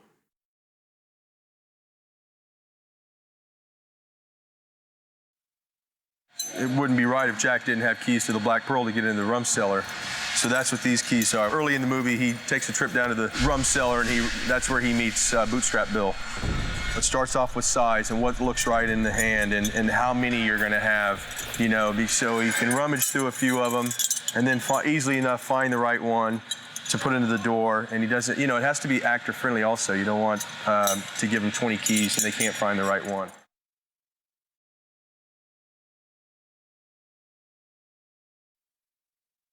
We did do their feet, and then we put the booties on them, and then we did their booties too. Can you look at the back of them? Yeah, and rotate everybody, kind of turn around slowly. We didn't really know what Gore had in mind because we had never really discussed it. It was just all of a sudden on the day Gore said, well, he should look like, you know, he should look kind of like, look like one of the cannibals now or something. And I thought, okay, well, what's that supposed to mean? They all have bones through their nose and crazy stuff going on. And he says, well, I don't know, paint a bug on his nose and put a bunch of eyeballs on his face. And I went, huh?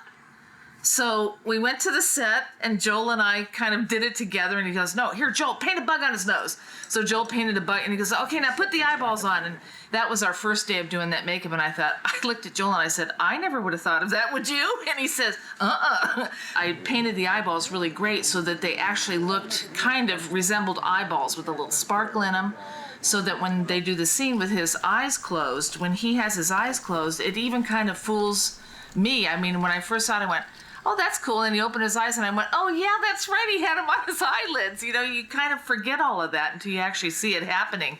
And I went, oh, that's cool. That looks cool.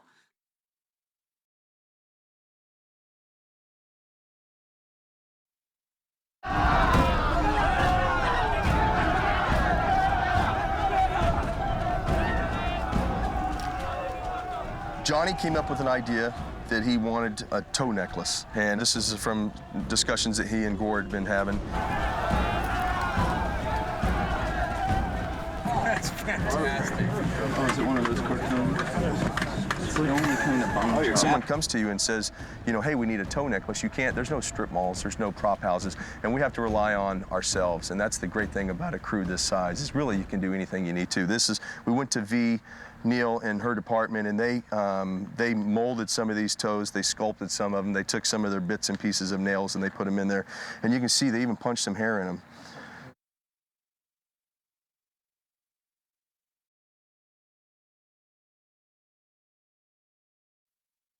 His scepter. Now, this is something that a friend of Johnny's had one day. He came to the set and visited, and it didn't have the bones and the skull and whatnot on it, but it was basically what you're looking at, peacock feathers or whatever kind of bird this is. And Johnny liked it so much, he said, I really want to use this at Cannibal Island. So his friend Sam, who works with his production company, actually made me 2 more of these. So we have 3 total.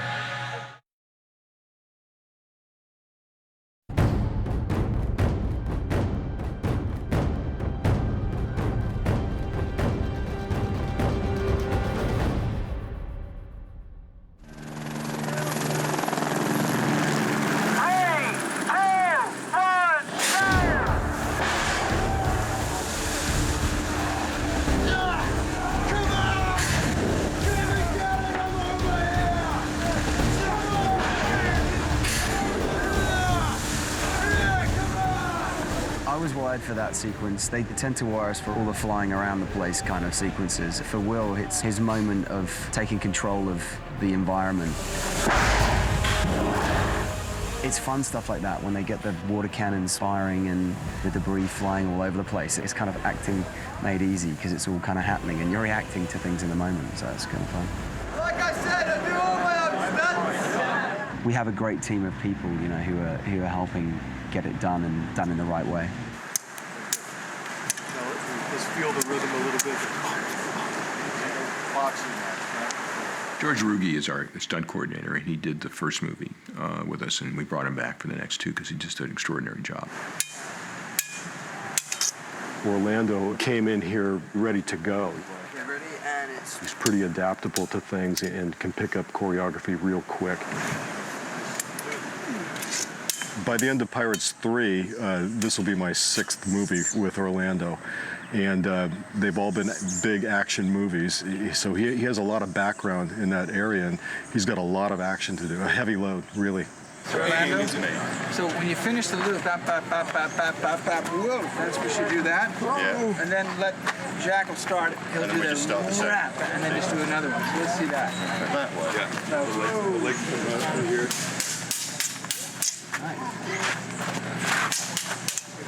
Nearly.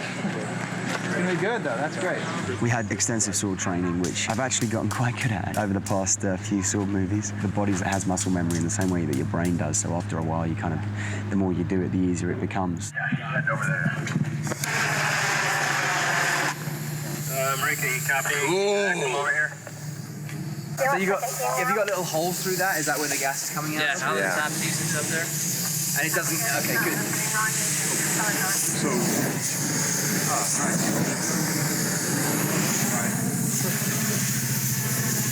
and this doesn't get hot? No, there's a piece of leather in here too to dissipate the heat.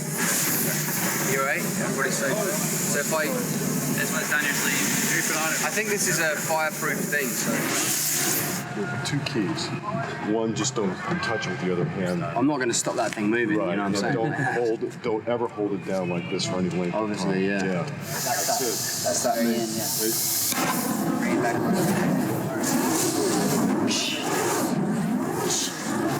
We won't have to stick with him. Yeah, keep it over here. Yeah, because last one, I sliced him open, right? Yeah. It's just, and then it reacts. Right, I think you can kill it now. Smash doesn't have the stuff on it. No, but it starts there as if I've just smashed. Yeah. Then you're going to light it when it's there, and I'm going to just bring it around really slow. This is a gas wire that's running up my arm from the sword, so there's gas goes through the sword. It's when it lights it, and then you can. It's like a lightsaber, but on fire, you know. We need more. Yeah, keep going. I got a little burn. A little bit of gas just dripped off when we did the test, and Dan was just telling me that it's actually fire gel to protect your hand, but it actually is quite soothing as well. Has that gotten down far enough to his hand?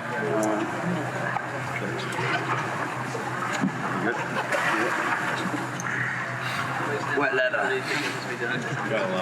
Gotta love it. Somebody's got to love it, because I'm not. You haven't done a movie where you've done flaming swords. No, you're the first. Yeah. Like that. Great. Makes me feel good. I'm the guinea pig. Okay. Comfortable? Yeah, I mean, we can pull that back up your sleeve a little bit, but you might lose some of your mobility. You'll never see that. Look at the fire in your face. Okay.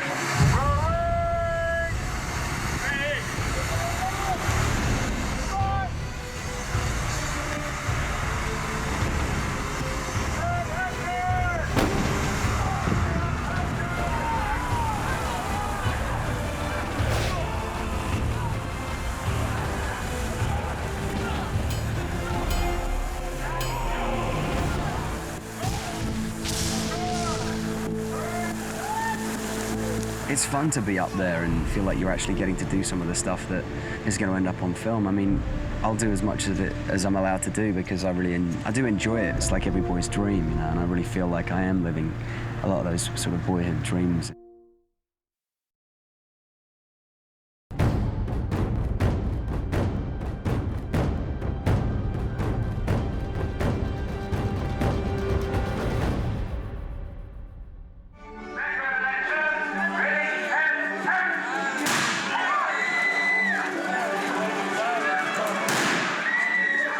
On the first film, the writers would keep coming up to me and saying, what do you want, what do you want? And I was like, I want a sword fight. I'm in a pirate movie, I want a sword fight, and they wouldn't give it to me. So in this film, I have many sword fights.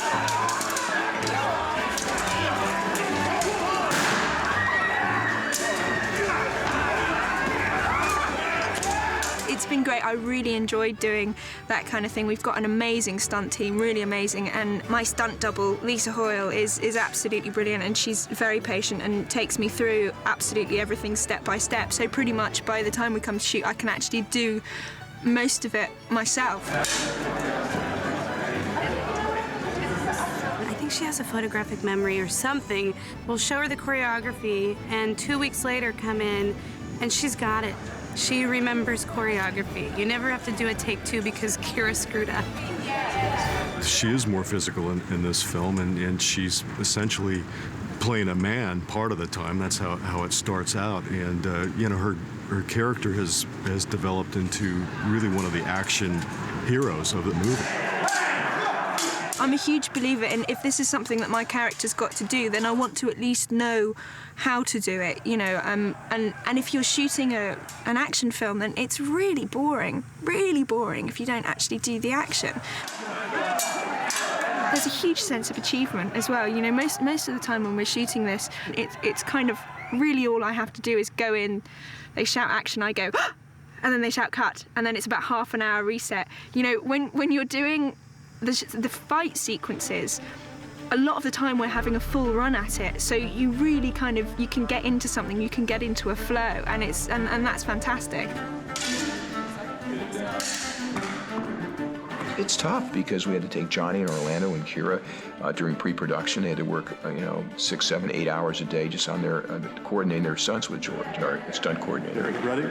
And action. Working on their sword fighting, working on all the different gags that Gore wanted them to do. So you think they get in front of a camera and it's just natural. It isn't. It took an enormous amount of work to get to that expertise that George wanted them to be.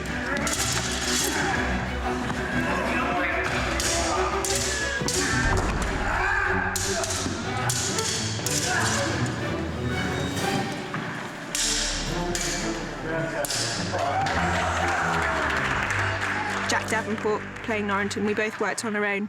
I was better than he was.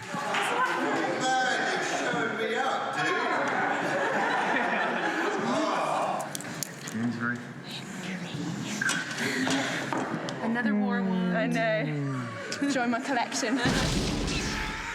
Elizabeth's portion of the three-way with Pintel and Righetti, they are exchanging swords as we're doing this running fight and literally doing a hit on somebody, tossing it to Elizabeth. She does a hit, tosses it back. Everybody's always short one sword in this thing. So to add to everything else, we also had to get the guys trained and adept at running, fighting, catching a thing that's already in the air, timing that and not stopping. They did a great job. As I'm talking about, it's like, how did we do this? Yeah!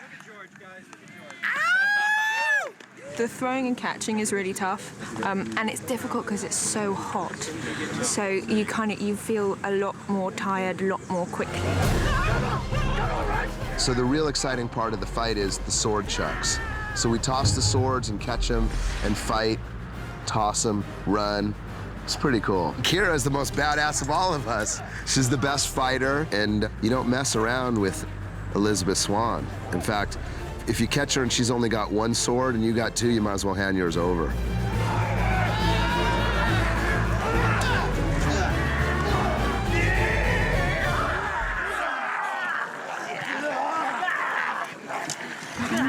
I managed to kind of keep bashing myself. Nobody else has bashed me, but I managed to bash myself in the eye with pretty much everything on my costume and my sword. Ready and action! Kira, if she wasn't an actress, I would sign her up. We could give her a T-shirt and a hat and bring her on the crew, you know, if it ever fell apart for her, which it won't.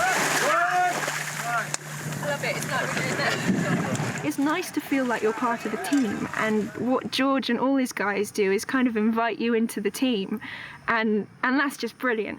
And I'll be a stunt woman if it all falls apart. That would be cool.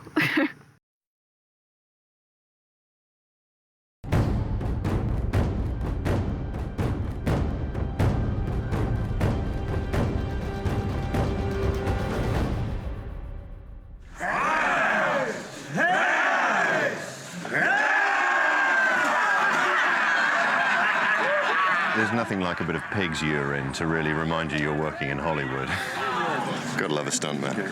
It's pretty bad. I kept thinking, I was kind of down there kind of thinking, Viles disease, bring it on. And that was my very first shot on part 2.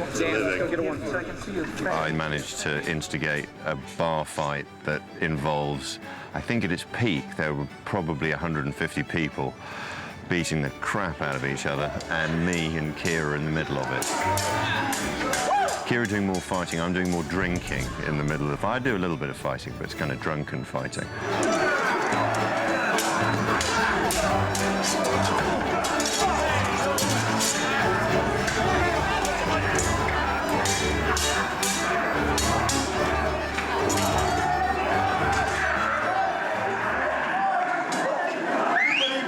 Staircase though with Gibbs. Jack is one of our favorites and really fun to work with. He worked very hard and he had a real knack for coloring his character, for really bringing the character of Norrington to this. And Norrington's character probably changed more dramatically than any character in the previous film.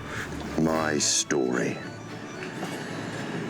It's exactly the same as your story, only one chapter behind. I'm guessing that he saw that as a big responsibility. You know, we were very cognizant of the fact that he needed to bring this new character to the action portions of the scene. Who wants it? You form an orderly line, I'll have you all one by one. How embarrassing. There's stuntmen doing things I should be doing right behind my shoulder. We'll talk about that in a second. Yeah, I'm sure we will. My better half, ladies and gentlemen, just behind my right shoulder. Actually, before your next thing? Yeah, before you're holding the sword like an idiot. I do a lot of that. With me, Mark, here for a second. Here, prepare this really big because he's taking that back, and then you're getting ready to jump and do another thrust. Right, we'll give it a which Brad you don't Pitt. really have to be exactly. That's right. Me and Brad. He's a hero. He's a hero. They're going to have action figures for him on this one. I know it. He's involved in every major fight, and thank goodness because I get to help him do it. Jack has just arrived on location, and we're doing sort of a refresher walkthrough type of rehearsal just to get what we already know reacclimated in our heads. It's like anything else. It's the more you do it. It's like learning lines. It's about repetition and then finding the character within that mechanical rehearsal. That's what it's all about. Really good. Yeah. They learn a lot of the fight. Whether they actually end up doing it or all of it or some of it or more than they thought is a different story. But we teach them a good amount of it. We try to mold to as close to them as we can, and we try to get them to do what we're doing as much as possible. It's kind of like a marriage. You meet halfway. It's interesting is that, that the huge difference between what constitutes a paragraph on a page and then you find yourself where you are to kind of fulfill this. This is the most physically demanding section of any job I've ever done. I mean, I'm not built for this. I'm built for like saying things and not bumping into furniture. That's kind of what I do. So hence the guy behind me. But I do a lot of my own stunts at home. Do you remember the bind that we did? Where in the sandbar. Where he comes in. No, this is here. Where it comes into this. Yeah. Then he brings it up to you. You catch it because you don't want to get sliced in the face. You bring it back to him, and then he grabs it. Now you both have two hands. You grab for the key that's dangling here. Oh my God. He rips away, and you almost fall off the side. I don't remember that.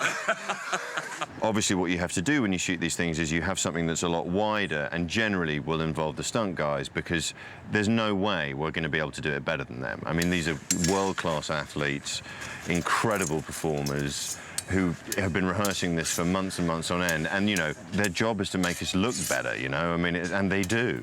So why wouldn't you want them to do it? Hi guys.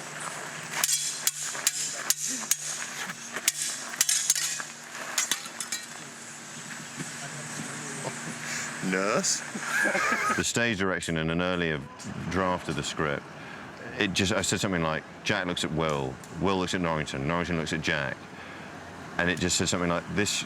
It's like the final scene of The Good, the Bad, and the Ugly, and then it just says, and so begins the biggest, most kick-ass sword fight in the history of films.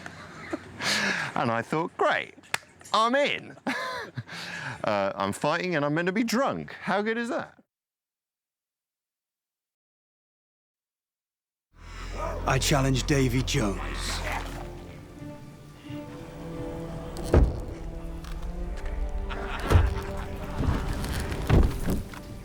I accept that it's done.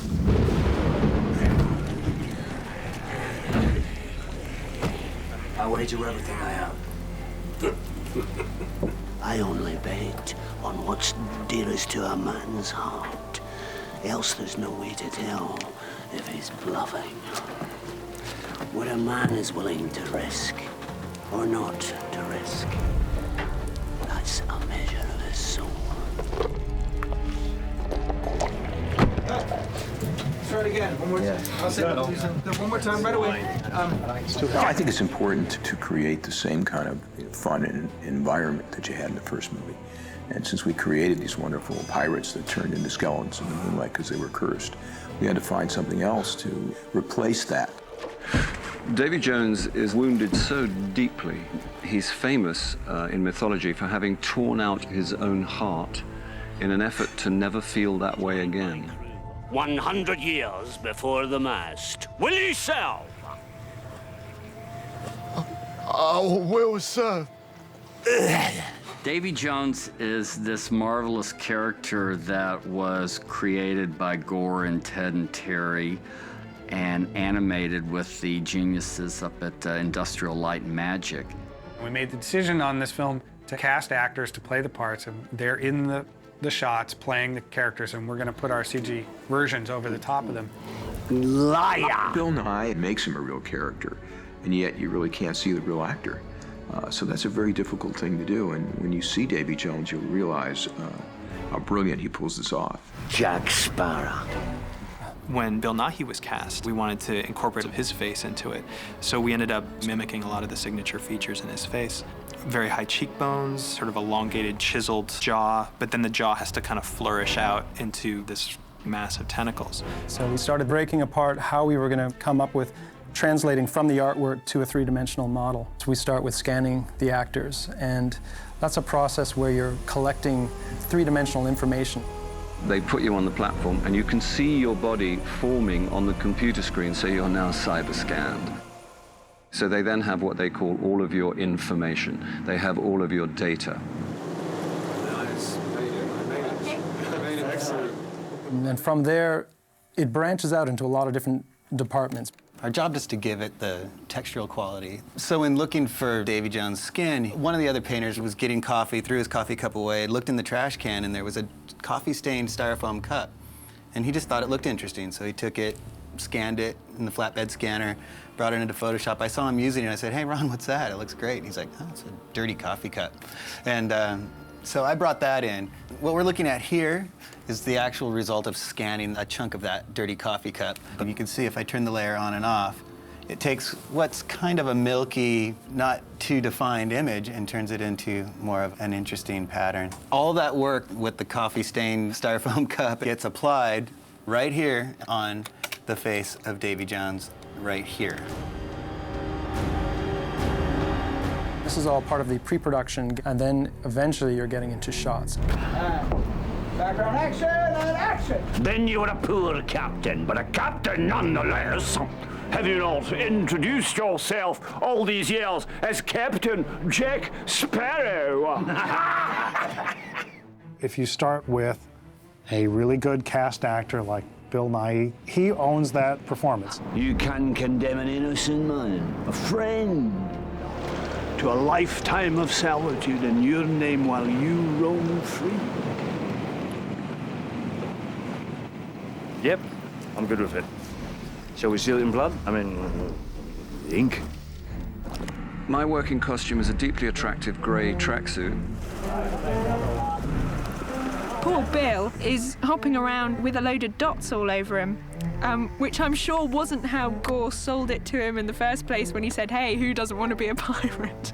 Pirates are really cool, and you've got to wear that, and that's really not cool." The process of motion capture is not new. It's been around for a while. What's different on this show is in the past you will have shot a clean plate with nobody in it, and then later in a very controlled environment you would shoot the performance. And you have 16 cameras, and the cameras pick up the action. Well, that's very scientific, and it takes a lot of the spontaneity out of the process. Now, I want you to move your shoulders around as much as you can move them, wherever you can move your arms. So what we've done is we've created a new technology that we've coined image-based motion capture, or iMoCap. From a single two-dimensional image, we're able to extract that actor's full 3D performance, turn it into animation, put it in the creature, and put it right back into that same shot. With new technology, we're capturing the performance in the plate. Gore is able to direct the actors, move the camera, all in the way that you would if you were shooting a real live action sequence. Because you do this, but then this is sort of stuck out there, and it seems like there's enough. Yeah. Oh, I see. Yeah. Let's put a couple in. Gore was very concerned about the eyes and making sure the eyes looked really good. As a backup plan, we decided that if we put makeup around Bill's eyes, we would always have the option of, if we get into a tight close-up and the eyes just, there's something that doesn't quite look real about them, that we could always split in his real eyes in those cases. I'm happy to say that we've never had to resort to that. It's your bid, Captain.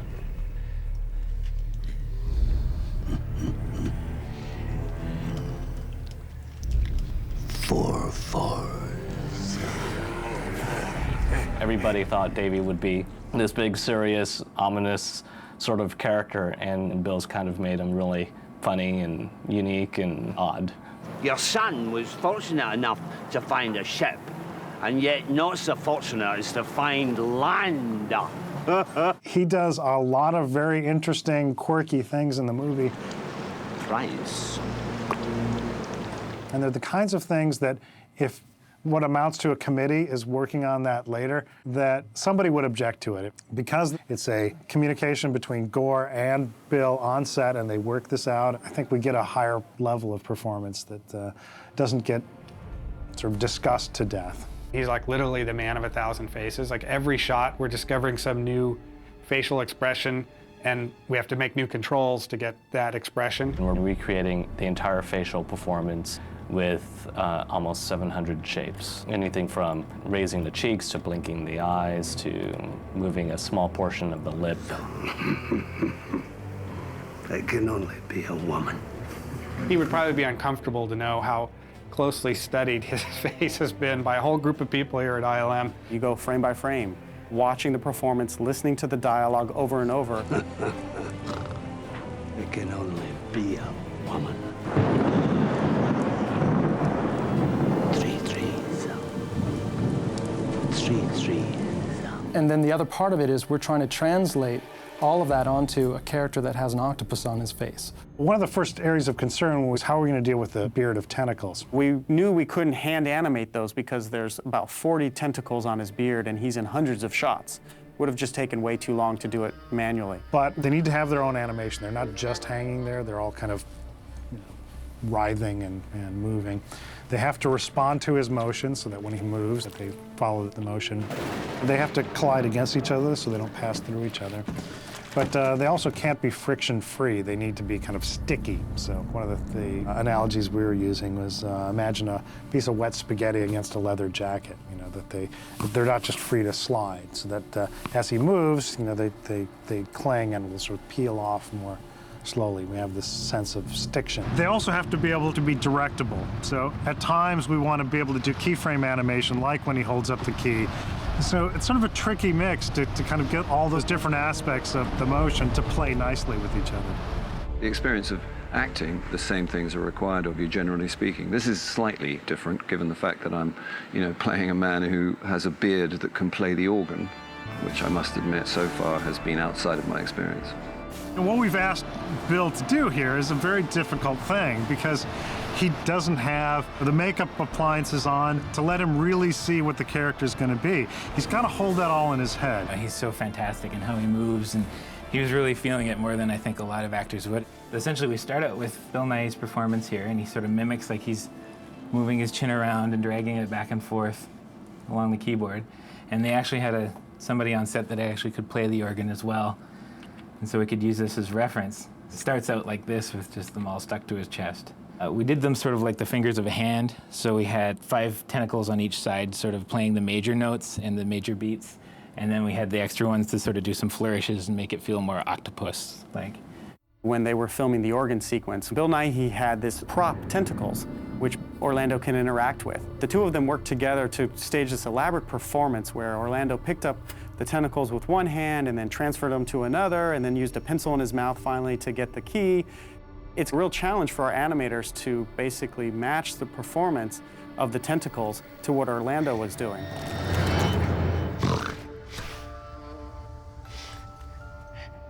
Right now we're doing scoring, we're doing our visual effects, we're doing our mix, we're doing our color timing at night. The entire post schedule is kind of stacked vertically. There's really no time. Normally we would, we'd love to fly up to ILM and kind of do this in person.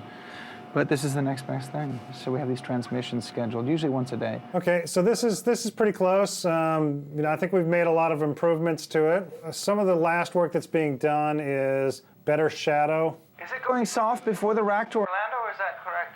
No, it's racking right at the rack, I think. Yeah, it's sort of racking at the same time his fingers are racking. One of the challenges, or actually one of the better parts for me anyway, and the crew, the compositing group, was that Gore was a compositor. And so it's been a little bit of a challenge because we know that he's going to nail us on certain things, but at the same time, we like working for him. Now this is super close here. We're just, last thing we're working on are kind of drips and splashes. Interesting translucency on the uncircumcised unit here. Yeah, I mean, this happens a lot in these sort of backlit situations. Is it too much? My only question is, does it make him a little too fragile calamari? That's coming from a separate pass, so we have control over them. Let's just knock it back 50%. That translucency right in so that we're looking at these eyes, which are really dark. Yep, okay, no problem. People are going to look at this character and think that's the most amazing makeup job ever done, but in fact, it's not makeup. It's a computer-generated character. Ready? And action. Boom. Action. Back away. And then Bill comes through. Crowd opens a little bit.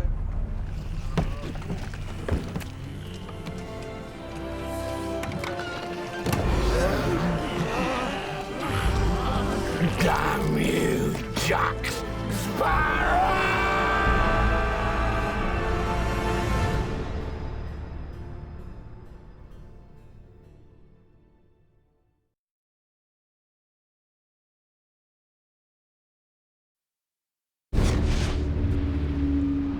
If you believe such things, there's a beast does the bidding of Davy Jones. A fearsome creature with giant tentacles that'll suction your face clean off and drag an entire ship down to the crushing darkness. Kraken! The Kraken! The Kraken! I don't think it's Kraken anyways. Always heard it said Kraken. Well, we always pronounce it Kraken. No. Kraken's how it's pronounced in the original Scandinavian. But what happened was Kevin McNally was the first character to actually speak the name of it, and he pronounces it Kraken. The Kraken. But the Kraken is a mythological creature, and actually it's an old Disney character because it's the same giant squid that 20,000 Leagues Under the Sea battled against. And interestingly enough, there was an article in the New York Times about how this Japanese crew had for the first time filmed a giant squid, and I think it was somewhere around 26 feet long. And definitely big enough that if you saw that in the ocean, you'd think that's a sea monster, or if it got caught in your rudder, it could even take a ship down. Yeah, we use the Kraken to chase Johnny and our heroes around the seas, and it's enormous. It can just swallow an entire ship. It has these tentacles that envelop you. Shadows are moving. Yep. She's tracking. We'll do come in, we'll come out, and I'll say, okay, ready? This time we're gonna do it. The Kraken, at the moment, is just Gore, the director, running around going, I am a tentacle, I am a tentacle. And he's like, you know, be afraid, I'm a tentacle. And you go, okay. Because we can't provide anything on set to show the actors what the Kraken is doing at any one time, so Gore worked with a crew that did animatics of the whole sequence, and he spent a lot of time doing iterations of this and cutting it and making a nice tight sequence that he was pretty happy with. We're gonna shoot exactly these frames. We are gonna fill it, create more depth. There's only like 6 animated characters. There's gonna be 30 running around and guys shooting and poking and firing guns and doing all this stuff. That's a very nice rig. Don't show that to any other directors. They're going to be very jealous. This is our first big wide shot of the Kraken attack. It's a big dolly move. There's effects happening all over the place. Sailors are being snatched up by the Kraken. We have all the effects going, the water dripping, rattling, snapping, guys throwing spears at the Kraken.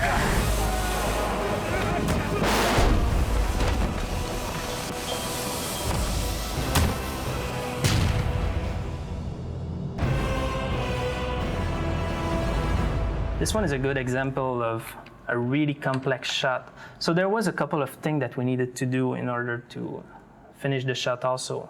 As this first guy in the front gets grabbed, it was pulled on the side of the shot, but he's supposed to fly in the air after that. So at some point we switched to a CG character, so it's gonna be replaced by a computer graphic double. So this is like the early stage of animation that we see, where the guy gets grabbed from this plate, then he disappears on the side and gets replaced by a CG double. Then you can have him do all sorts of crazy thing in the air.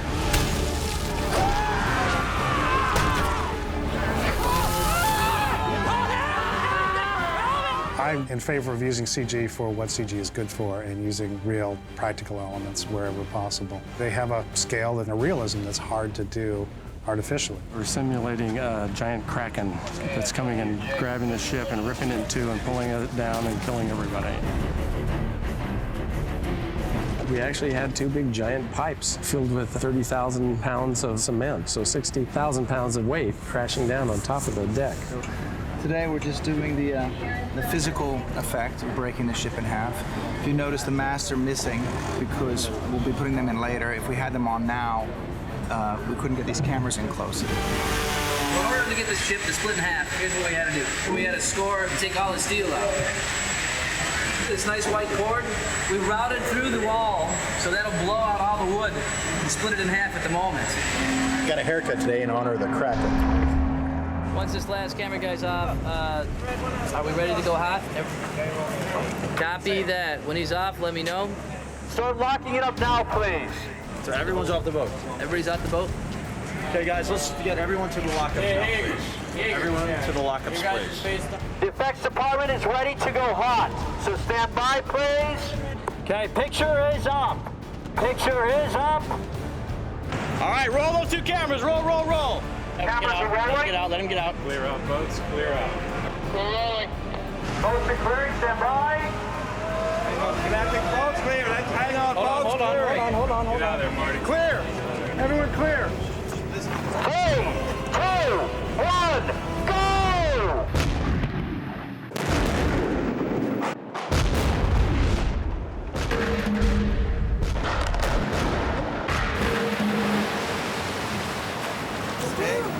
Keep rolling. Don't cut. Still rolling. Still rolling.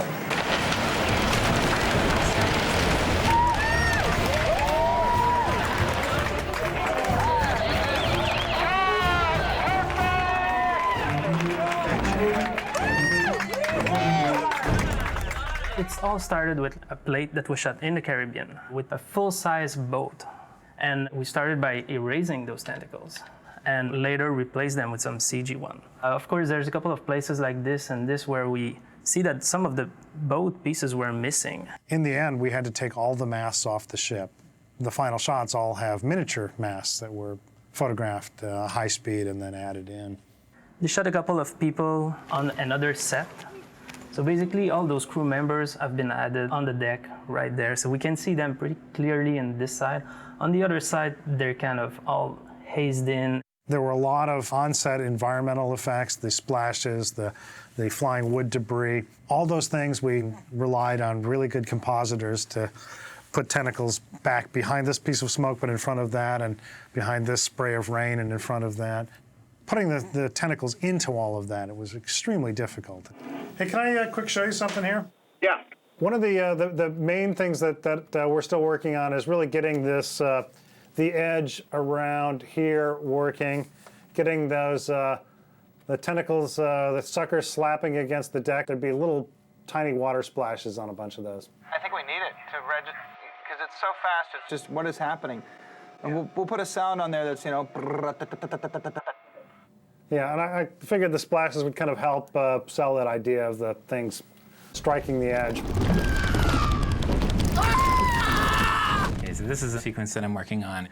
You finally get to see part of the Kraken close up, and it's we called it the maw for the sequence because it's this big gaping mouth filled with gack and goo.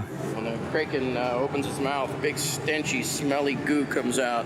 So we're starting to mess around, see where Gore's heart really is in terms of the gore factor. Watching Sainer, my stand-in, perform the demonstration for me. He stood there and took just a whopper.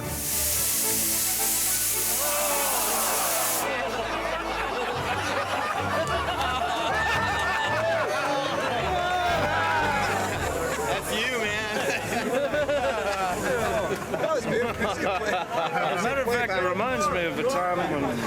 It's, you know, one of those things that gives you the shivers. Ready, and action!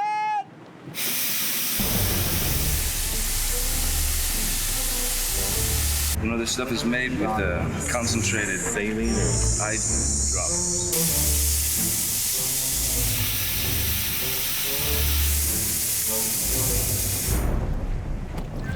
It's one of the foulest things that's ever happened to me. The foulness of just living in it is wrong. Altogether wrong. This is great, this jet engine thing. Okay. These guys that hit Johnny. Yeah, we've got to connect them a little better. Yeah, we need to see them emerge from here somehow. Or We're having a little trouble with the mats just because the GAC that's in the plate was over bright sky, and so it's almost the same color as the sky. But we're trying to connect them. That's one big loogie.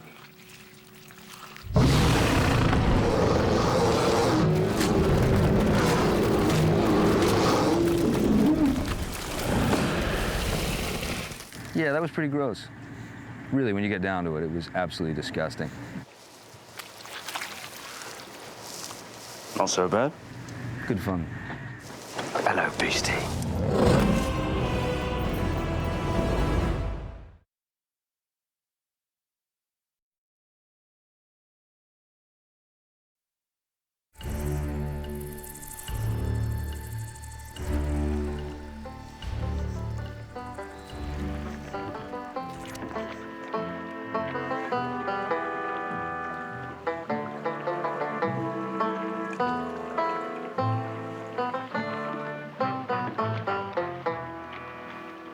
Come seeking adventure and salty old pirates, eh? Sure, you've come to the proper place, says I. But mark your words and look out for pirates. But keep a weather eye open, mates, and hold on tight.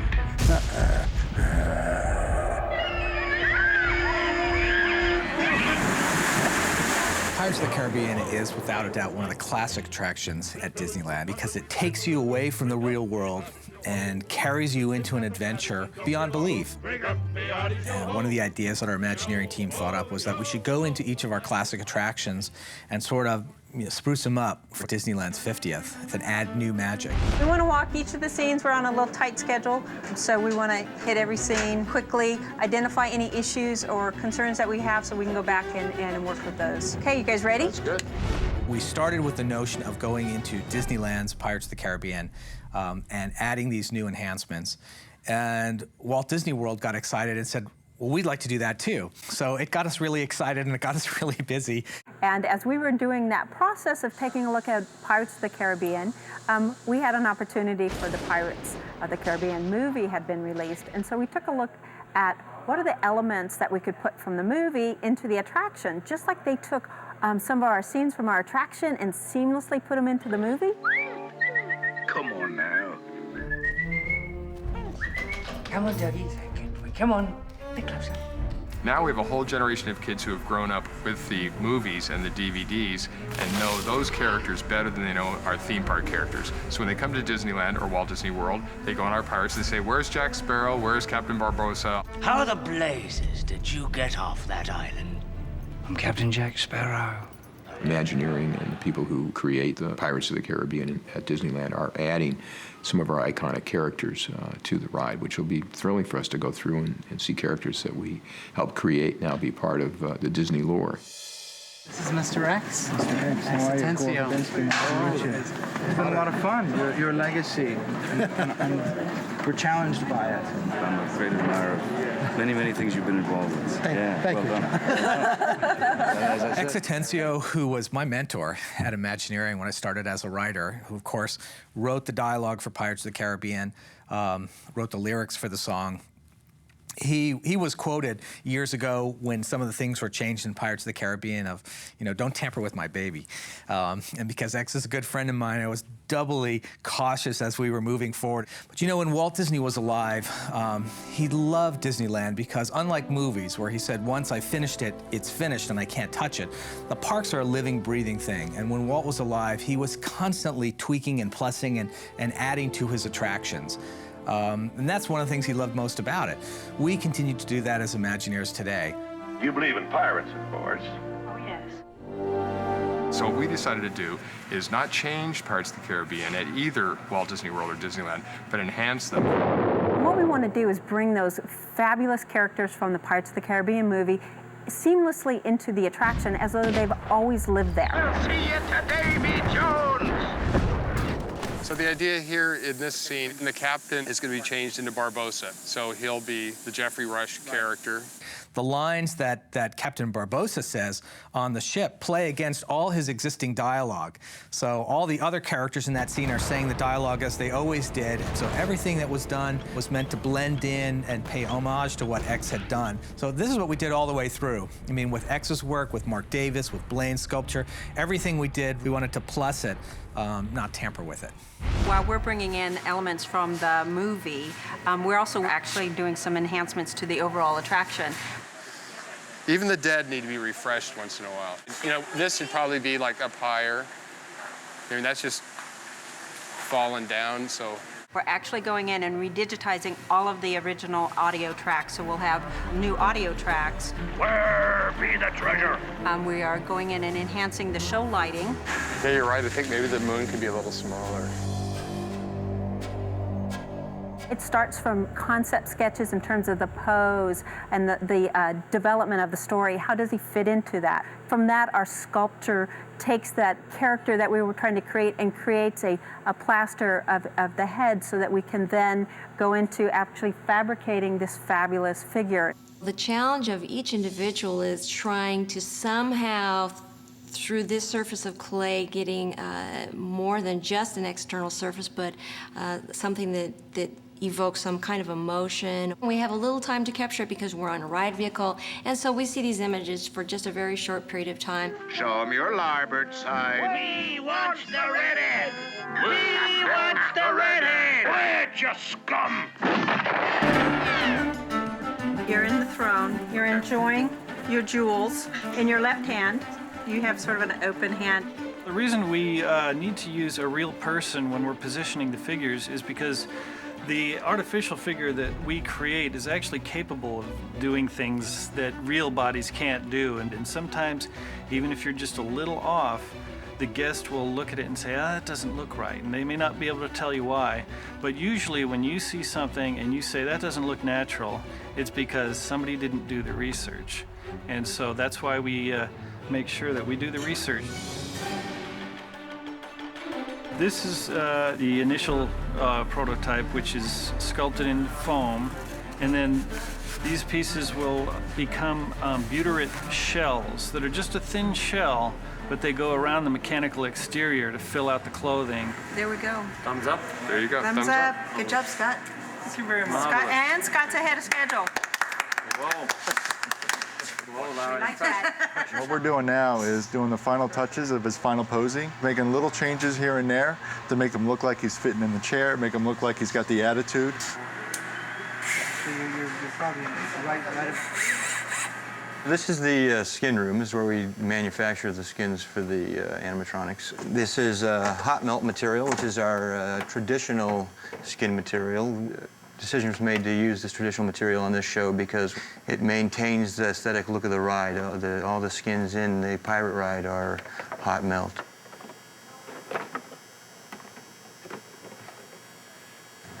Captain Jack Sparrow.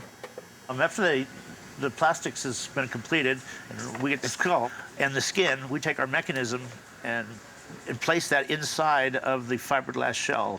It generally takes about 10 weeks with a figure of this complexity to install all the eye blink mechanisms, eye left to right, eye up down. There's Barbossa on the ship, and he's firing. That's where you sail through and the cannons go across and there's explosions in the water. And we're going to add some new effects where you can feel the cannon blast go past you. Wow, that's fantastic. Just goes to show how handsome I am in real life. Absolutely.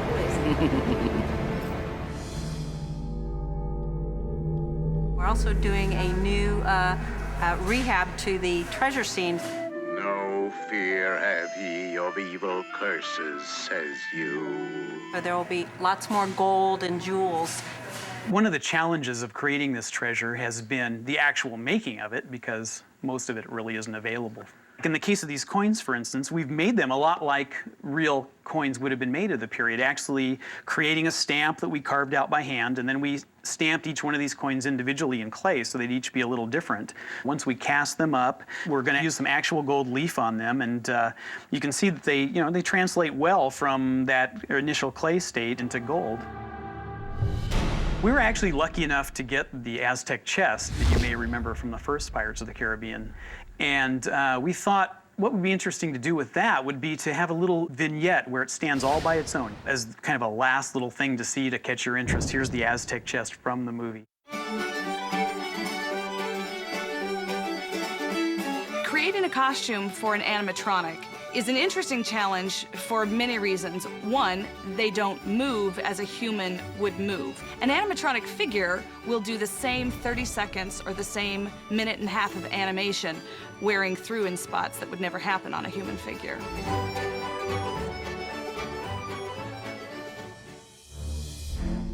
Right now I'm touching up the figure under show lighting.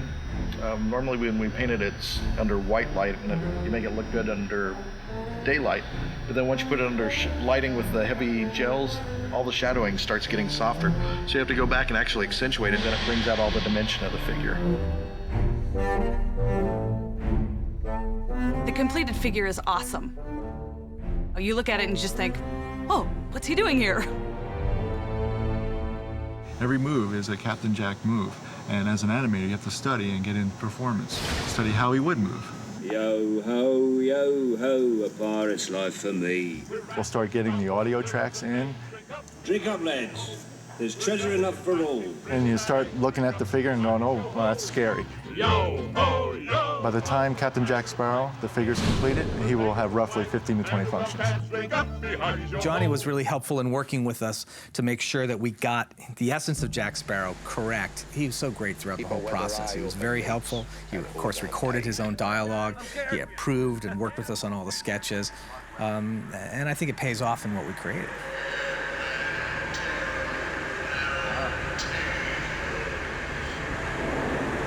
Hold on.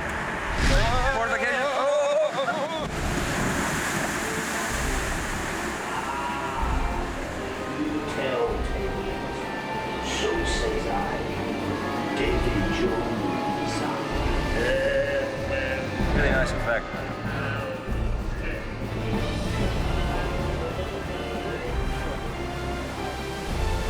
Run up your white flag, you scurvy scum, and bring me Captain Jack Sparrow. Jeffrey looks like he had a rough night. Just like the classic storytelling that you've been able to go through Pirates over and over and over again and always see something new, now there's lots of new things for our guests to see and to enjoy and to be part of the story again. There's treasure enough for all. I shall take this paltry sum as a stipend to cover my expenses. Ring up. That's just weird, man. That's just weird.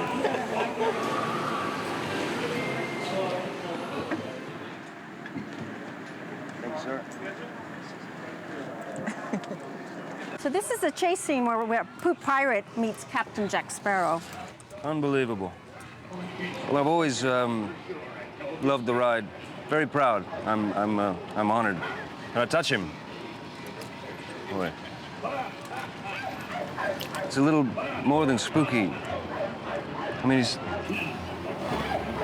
that's it, isn't it? I mean, it's Captain Jack. There are no end credits that roll at the end of our attraction, so everybody pitches in, everybody gets excited about making it the best they can make it. I mean, we do it for the fun of our guests to make sure that Pirates of the Caribbean lives on as one of those must-see core Disney attractions in the next century. A pirate's life for me. We extort, we pilfer, we filch and sack. Drink up, me hearties, yo-ho. Maraud and embezzle and even hijack. Drink up, me hearties, yo-ho.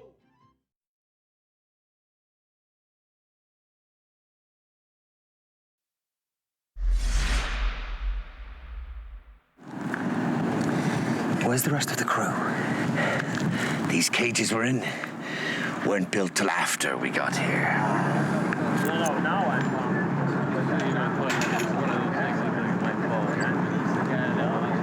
Marty, set yourself up so you can get there in about 1 1,000, 2 1,000. You can get there sooner. Yes, sir.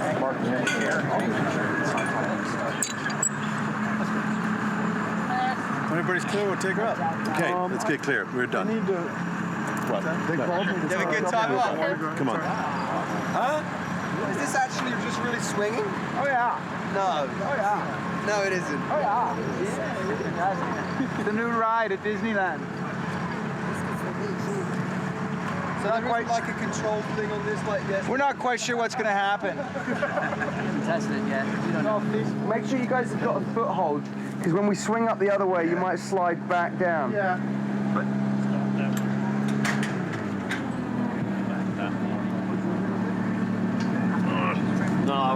Happy birthday! We're going on the bone cage ride.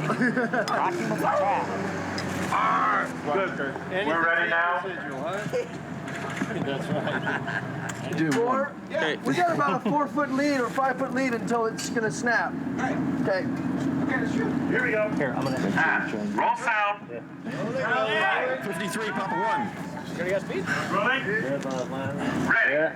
3, 2, 1, go!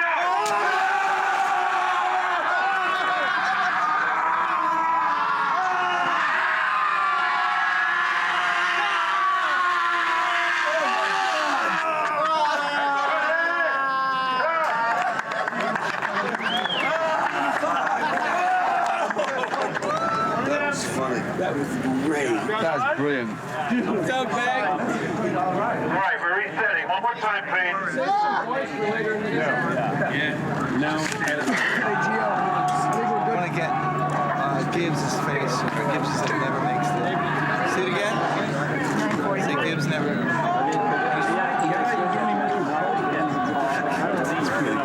Want to see that one? All right, let's try that again. All right?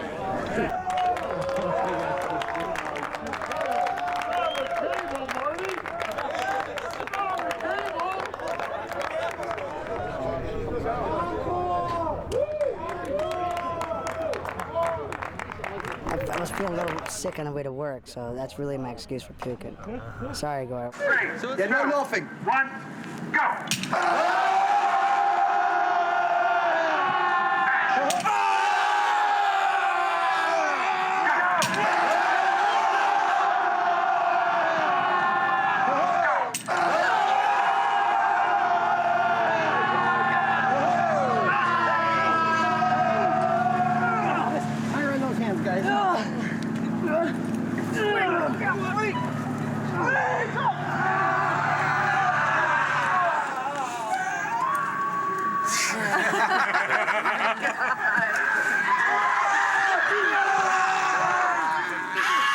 All the weight on one side. Cut. We cut. Fantastic. Cut. Delicious. Who is that on my left? Center our picture their way.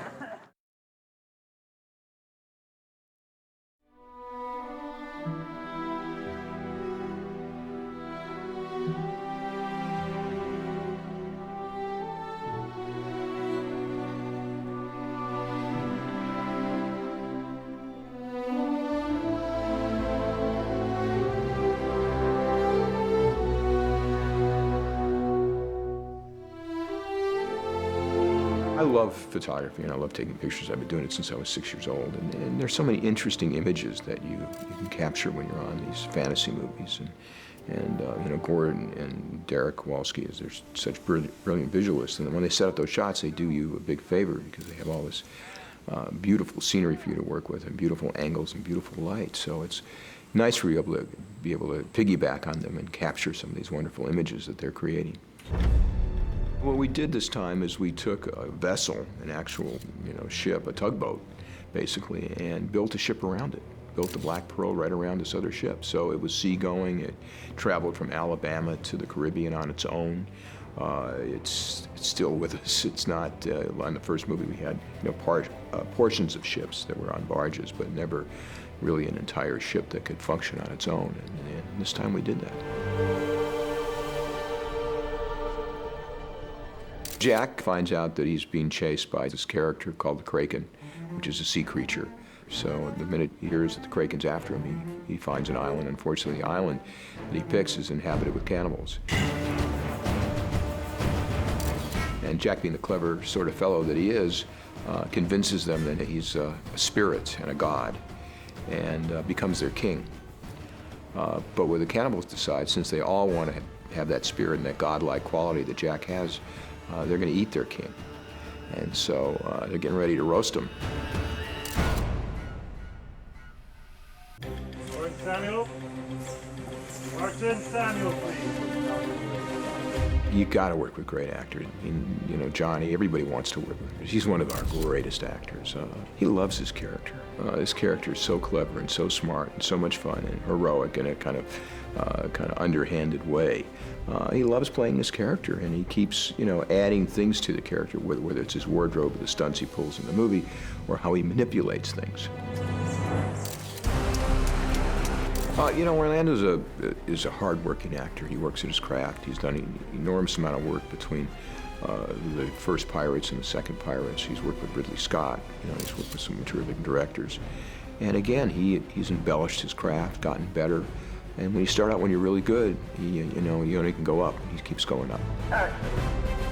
You know, Keira is an extraordinary actress, and you could see that when we first cast her. I think she's only 18 years old or 17 years old when we cast her in the first Pirates thing. And you watch how her character ages and grows from being 18 in the first movie, and now she's almost 21. You just see how she's matured, and the character's matured. So we use that to our advantage, and you see how more interesting she can embellish the characters. You know, the skills that she had in the first movie have even heightened more through the amount of work that she's done. She's this very young girl with this amazing gift of being not only beautiful, but a terrific actress. Mud wrestling. Jack Davenport's a wonderful actor, and you know, it's just great to bring him back, and that's why he's back, to be honest with you. He's just such a superb actor. We wanted him to be part of the party because he's fun to work with, and he created a great character, and this character is even more embellished and more rich, and so he's a major player in both 2 and 3. And you have a director, Gore Verbinski, who can take all these talents that he has chosen to work with and then amp them to another level. That's certainly a gift that I wish I had. But he is the consummate general. And what's interesting about Gore is that when he's on the set, he's driven to do good work. He drives his crew, but he never raises his voice. He's always in control and does everything in a very nice, mild manner. Yet he gets the work that he has to get done in a day. I keep mementos. I put a book together of every movie and have it bound of all the photographs that I take.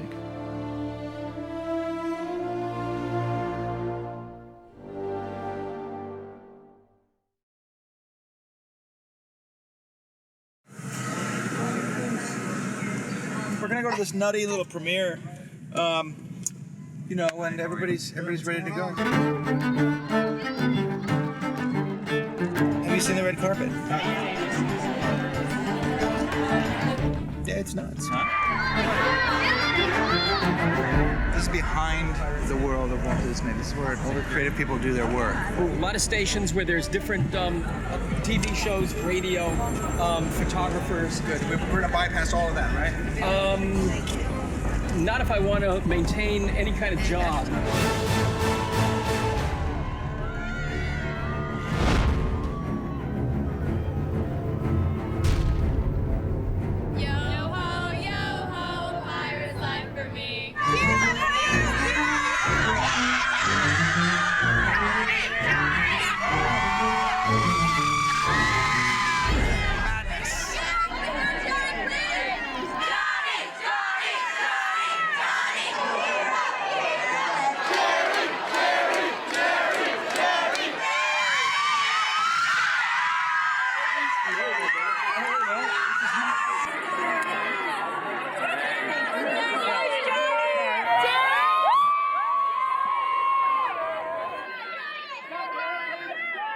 We're about 20 feet into the red carpet. What is he saying? I can't understand. Something about Orlando.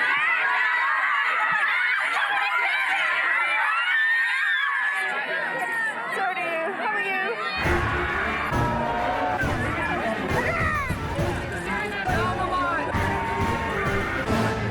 casting Orlando and Johnny on your. I know.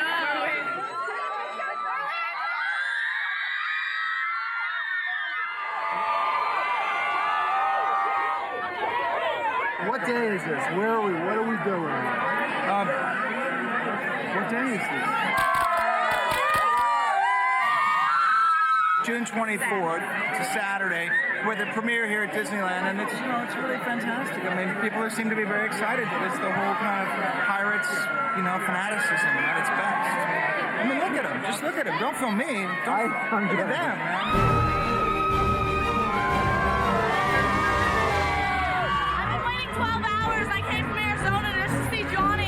You feel like this is the last celebration before the end of the world.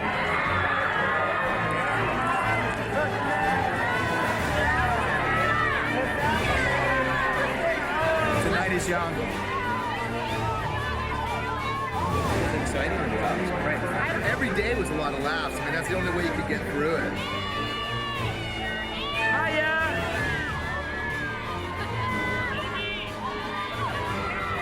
It's very sweet, this kind of support to the film and for these characters. It's very touching. 15 hours. 15 hours. So awesome. Thank you for this. The longest press line in Hollywood history. 2,000 feet of cameras, reporters, video cameras, still cameras, telephone cameras. And the most important people, these guys, the fans. The second movie's amazing, so I'm really excited for everybody to go see Dead Man's Chest.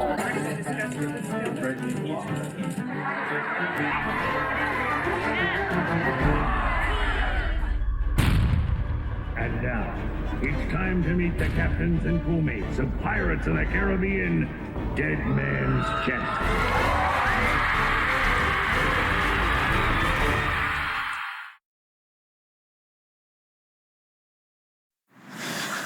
Hello.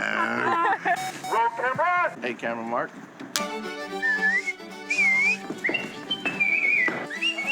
You just put me. Don't eat me! Don't eat me! We just made. I'm sorry.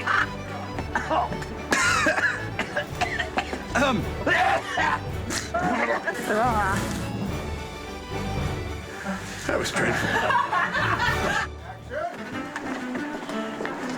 Let's put some distance between us and this island and head out to open sea. Yes to the first and yes to the second, but only so far as we keep to the... I'm just going to start the take again. Shall I? Good idea. If it weren't for these bars, I'd have you already.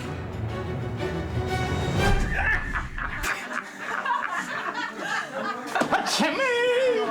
Say that last line again, kid. The charge is conspiring to set free a man convicted of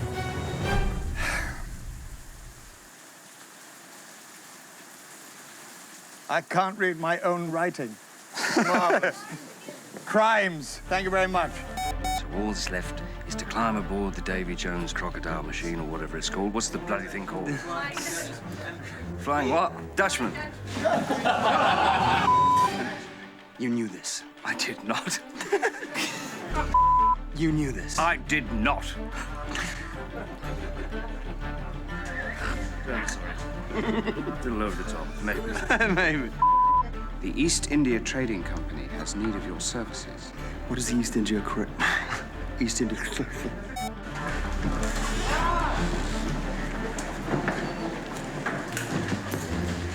There's no one there. The charge is conspiring to set free a man legally, lawfully... Sorry, I'm slightly confused because I didn't know which version we were doing. Shall I say it or Jonathan say it? That's my line, dear. Sorry. Are you certain? Sorry. But if you go and brave the weird and hunt it sure that world's end, then I'm stuck. I'm sorry. Why fight when you can negotiate? All one needs.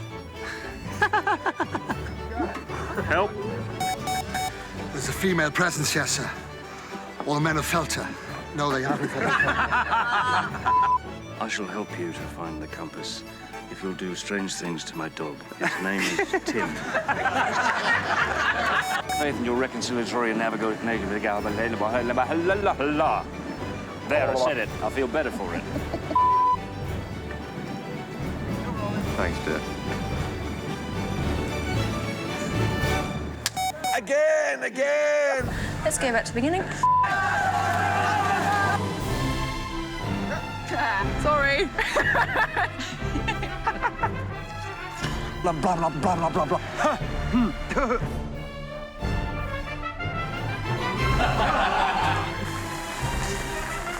Kill him!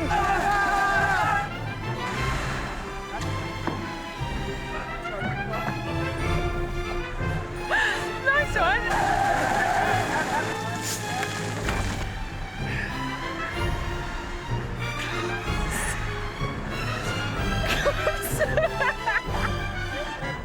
Cutting. Cut. Parker! Time is 9 o'clock, hour 22, end of Thursday. Catering doesn't stop, period, when the show starts.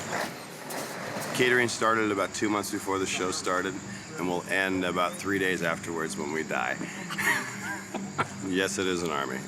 They are doing an incredible job, and there's a lot of them out there. Normal day for us is anywhere from 80 to 110 pounds of bacon, with 300 pounds of smoked brisket, 450 to 600 T-bone steaks, 600 to 800 pieces of chicken a day, anywhere from 800 to 1,200 eggs a day. Well, you guys are incredible. So here we are going to offload 3 containers as fast as we possibly can. As of now, when we open the containers, you will see there is no food in them because we've been quite busy. Last container closed. The time is now? I don't know. They'll be open in 20 minutes when we start work again for the next day. Welcome to Catering World.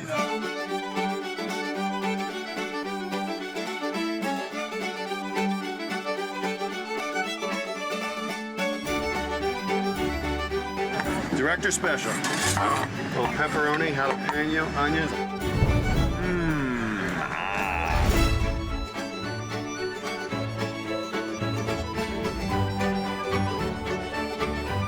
We did 200,000 lunches and 200,000 breakfasts. So he probably cooked 100,000 breakfasts.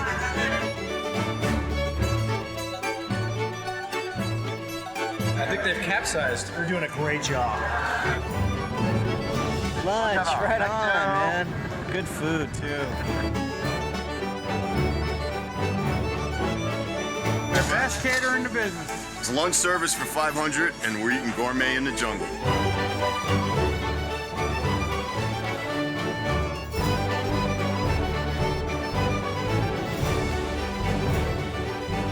It's time to feed.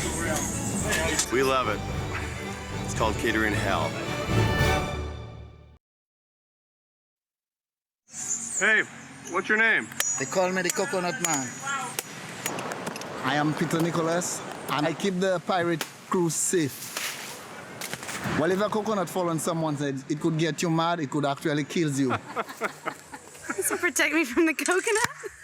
The coconuts fall and they can kill you. You can be killed by coconuts. Puzzle pieces together. Well, I love drinking it. It's very nice, man. It's better than drinking water. That was good. It's 2 months now I've been picking coconut food. That's why I've been hired to do that job for pirates. I climb about 30 trees, 40 trees a day.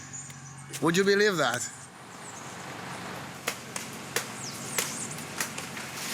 And action! Don't worry, I'm not even hungry. No, don't eat me.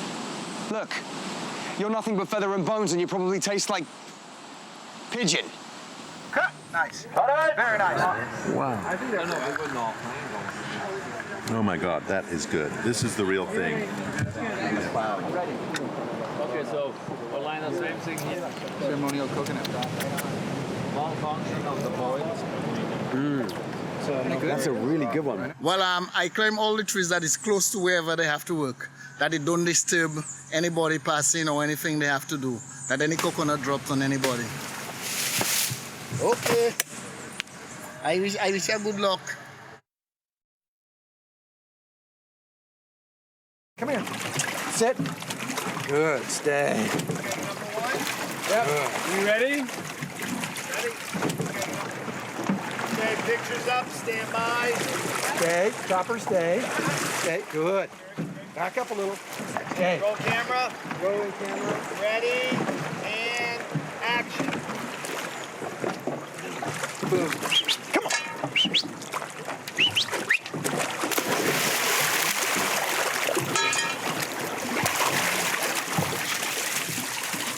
Chopper's doing good. Chopper, how you doing?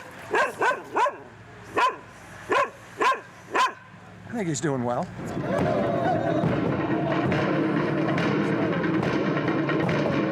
It's not really a day off for me, but it's a day off for Chopper. All his whims and all his needs are met by me.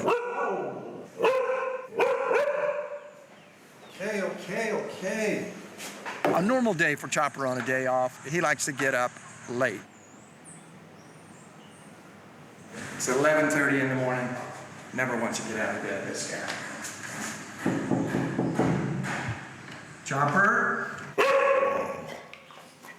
I give him a bath. I take him for a walk. Been trying to get in the bathroom's one thing. Chopper, come on, be a pal. I gotta go. You know, I go in there, I want to watch a little TV, I want to get caught up on the news. He's on the Disney Channel, can't get the remote from him. Basically, he runs the place. Okay, buddy. Okay. He is the prima donna of dogs, I think.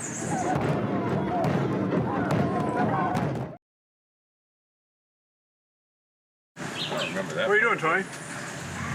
We got sales, documents, keys. We've painted the boat this morning. I have my Dramamine, I'm ready. You know, Tony has done, I think, 5 movies with Gore, and a lot of times there's going to be some leverage and leeway there. And Tony's going to bring that, and that's why Tony's here. We got bamboo, we have fruit. We have a very busy day. We've already done swords. Yeah, I have to have digital blue for 3 gigantic blue screens. The digital blue didn't quite make it. It's probably here in camp in a box somewhere. It's unbelievable. Oh, we live and die by painters. It's Candy Apple Purple Aberdeen, not to be confused with Sunset Salmon Fondue. You apply that with your Binks #1 with the dual quad gyrocosmic relativator attachment with tangerine turquoise two-tone rear taberlights. If I give this to the star tonight, he can open the chest tomorrow. The movie will be over, you all be out of a job. The guy's a genius. He really is. Excuse me, oh, come on, I'm busy, don't go, I'm Chris. I'm Mike. And we're playing the Twin Pirates. We are part of Upgraded Pirates. Yeah, Davy Jones's pirate crew. Join my crew. This is a suit that they constructed to bind us together so that when we're performing, we can stay as synchronized as possible. Can you run? That's it. Yeah, we're gonna clash on that. Do the opposite, like this hand's, even though it's do the same thing where it's working for him. Start choking yourself. What this is the computers recognize these little designs that they've got all over our bodies so that when they film us, they can later go in and, with a computer, replace us with this character. So we provide sort of the skeleton of it, the basis for it. It's teamwork. It's all about. God, that's the stuff right there.